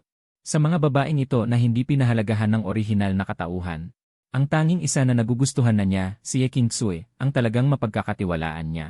Saang kantina ka kumakain? Northgate o Southgate? Nakatanggap muli siya ng mensahe mula kay Feng Lan. Sa pag-isip na nagkaroon agad ng tensyon sa pagitan ni Feng Lan at Ye Qingsu kahapon noong magkita sila. Nagsinungaling pa rin siya kay Feng Lan para hindi ito masaktan. Pumunta ka sa Northgate Cafeteria. Pagkatapos magpadala ng mensahe, itinabi na ni Lin Tianming ang kanyang cellphone at hindi na ito pinansin. Hindi niya napansin na nakalimutan niyang sagutin ang mensahe ni Wang Yanran. Hindi nagtagal, nakarating si Lin Tianming sa may pintuan ng Southgate Cafeteria. Mula sa malayo, natanaw niya sa gitna ng mga tao ang kanyang malambing na kasintahang si Ye Qingsu. Pero nakita rin niya ang isang hindi inaasahang bisita. Sa tabi mismo ni Ye Qingsu, ang hindi inaasahang bisitang ito ay si Feng Lan na niloko niyang pumunta sa Northgate Cafeteria sa pamamagitan ng mensahe. Naku, hindi ba't sinabi ko sa kanya na pupunta ako sa Northgate Cafeteria? Bakit napunta rin siya sa Southgate? Napasapo sa noo si Lin Tianming nang makita si Feng Lan. Ngunit wala siyang magawa kundi ang lumapit. Qingsu, Feng Lan, nandito pala kayong dalawa. Nang marinig ni Ye Qingsu ang boses ni Lin Tianming habang nakatitig kay Feng Lan, ang kanyang malamig na ekspresyon ay agad na napalitan ng saya. Lumapit siya kay Lin Tianming at kumapit sa braso nito. Kuya Tianming, sa wakas dumating ka na. Tara na, kumain na tayo ng tanghalian. Hindi niya nakalimutang babalaan si Feng Lan. Feng Lan, huwag kang sumunod sa amin ni Kuya Tianming. Kami ang magkasintahan. Pagkatapos magsalita, hinila ni Ye Qingsu si Lin Tianming papunta sa cafeteria. Hindi sumagot si Feng Lan kay Ye Qingsu. Ngunit nakatitig pa rin siya kay Lin Tianming na dumadaan sa kanyang harapan. Ang Tianming na ito talagang mahilig pa ring magsinungaling at manloko tulad ng nakaraang buhay niya. Gusto niya akong lokohin na pumunta sa Northgate para iwasan ako. Sa buhay na ito, hindi na ako basta-basta maloloko tulad ng dati. Nang marinig ni Lin Tianming ang nasa isip ni Feng Lan, nalaman niya kung bakit hindi pumunta si Feng Lan sa Northgate. Dahil natuto na siya sa panloloko ng orihinal na katauhan sa nakaraang buhay. Kaya naman siya, na isang manlalakbay mula sa ibang mundo, ay nahihirapan ding makitungo kay Feng Lan dahil sa orihinal na katauhan. Ang pinakikinatatakutan ni Lin Tianming sa loob ng cafeteria ay nangyari. Hindi pinansin ni Feng Lan ang sinabi ni Ye Qingsu. Hayagan niyang dinala ang pagkaing in-order niya at umupo sa harap ni Lin Tianming. Katabi mismo ni Ye Qingsu. Dahil sa nangyari kahapon, hindi na talaga gusto ni Ye Qingsu si Feng Lan. Kaya dahil sa panggugulo ni Feng Lan, nawala na ang sandali nilang dalawa ni Lin Tianming. Nagalit talaga siya. Feng Lan, may sakit ka ba? Bakit mo palaging tinititigan ang boyfriend ko? Dahil si Tianming ang boyfriend ko. Ang kalmadong sagot ni Feng Lan na walang anumang emosyon ay nagpataas ng presyon ng dugo ni Ye Qingsu. Ang daming tao sa cafeteria. Ayaw ni Lin Tianming na mag-away sina Ye Qingsu at Feng Lan. Kaya agad niyang pinigilan si Ye Qingsu na nagningit-ngit. Qingsu, Feng Lan, nagbibiro lang siya, huwag kang maniwala sa mga pinagsasabi niya. Hindi kayo pwedeng mag-away dito. Nang pigilan siya ni Lin Tianming, tiningnan ni Ye Qingsu si Feng Lan nang may pagkasuklam. Dahil nabitin ang kanilang sandali, tahimik na lang siyang kumain.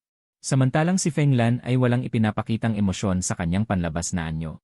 Kalmadong tumingin kay Lin Tianming at sinabi, "Tianming, pagkatapos kumain ng tanghalian, huwag kalimutang magsanay tayo sa Fengling Arena." Pagsasanay, nang marinig ni Ye Qingsu ang imbitasyon ni Feng Lan kay Lin Tianming na magsanay, hindi niya ito pinigilan. Nahulaan na ni Lin Tianming na pupuntahan siya ni Feng Lan. Karamihan ay para sa bagay na ito. Sa itsura ni Feng Lan, kung tatanggihan niya ang imbitasyon nitong magsanay, baka paulit-ulit siyang pupuntahan nito. Bagamat nag-aalala si Lin Tianming na baka balak ni Feng Lan na patayin ang kanyang asawa sa pagsasanay. Ngunit upang patahimikin si Feng Lan, pagkatapos ng malalim na pag-iisip, pumayag pa rin siya. "Sige, pero linawin muna natin, normal na pala kaibigang pagsasanay, hanggang doon lang. Huwag mong ipilit ang iyong sarili para sa panalo." Si Chu Yunfei, bilang kasama sa kwarto ni Lin Tianming, ay medyo malungkot ngayong tanghalian. Lalo na nang makita niya ang mga magkasintahan sa campus. Inggit na inggit siya. Tiyak na nakipagkita si Tianming sa isang babae. Kaya hindi niya ako sasamahan na kumain ngayong tanghalian. Mukhang kahit isang sis-level na henyo, hindi rin kayang pigilan ang tukso ng kagandahan. Nagbubulong-bulungan na pumasok sa Southgate Cafeteria, si Chu Yunfei ay dumaan sa mga pasilyo. At agad na natuklasan ang isang pamilyar na tao. Ang pamilyar na taong iyon ay si Lin Tianming na tumangging sumabay sa kanya sa pananghalian. Sa mesa ni Lin Tianming, mayroon ding dalawang magagandang dalaga na nakaupo sa tapat ni Lin Tianming. Ang isa ay walang ekspresyon na kumakain ng mag-isa. Ang isa naman ay paminsan-minsan ay naglalagay ng kanyang pagkain sa plato ni Lin Tianming. At paminsan-minsan ay kumukuha ng pagkain mula sa plato ni Lin Tianming. Sobrang lapit nila sa isa't isa. Hindi kilala ng dalawang dalagang ito si Chu Yunfei. Ngunit kilala sila ni Chu Yunfei. Ang isa ay si Ye Qingsu, na dikit kay Lin Tianming sa buong freshman test kahapon. Ang isa naman ay si Feng Lan, na madaling nakapasa sa freshman test. Nang makita niya na nadagdagan pa ng isa ang magandang dalaga na kasama ni Lin Tianming ngayon. At nang maalala niya na mayroon ding isang hot na senior student na umamin kay Lin Tianming kagabi. Hindi mapigilan ni Chu Yunfei na itaas ang kanyang hinlalaki kay Lin Tianming. Hindi niya ginulo ang matamis na mundo ni Lin Tianming. Ngunit hindi pa rin niya napigilan ang kanyang sarili na humanga sa kasikatan ni Lin Tianming sa mga babae. Kailan kaya ako magiging katulad ni Tianming, hinahabol ng iba't ibang babae? Hindi alam ni Lin Tianming na siya, si Ye Qingsu. At si Feng Lan ay nakitang kumakain ng pananghalian ng kanyang kasama sa kwarto na si Chu Yunfei. Masayang-masaya si Lin Tianming na kumain kasama si Ye Qingsu, ang madikit na girlfriend. Natural na masaya si Lin Tianming. Ngunit kasama si Feng Lan, hindi siya kasing saya ng iniisip ni Chu Yunfei.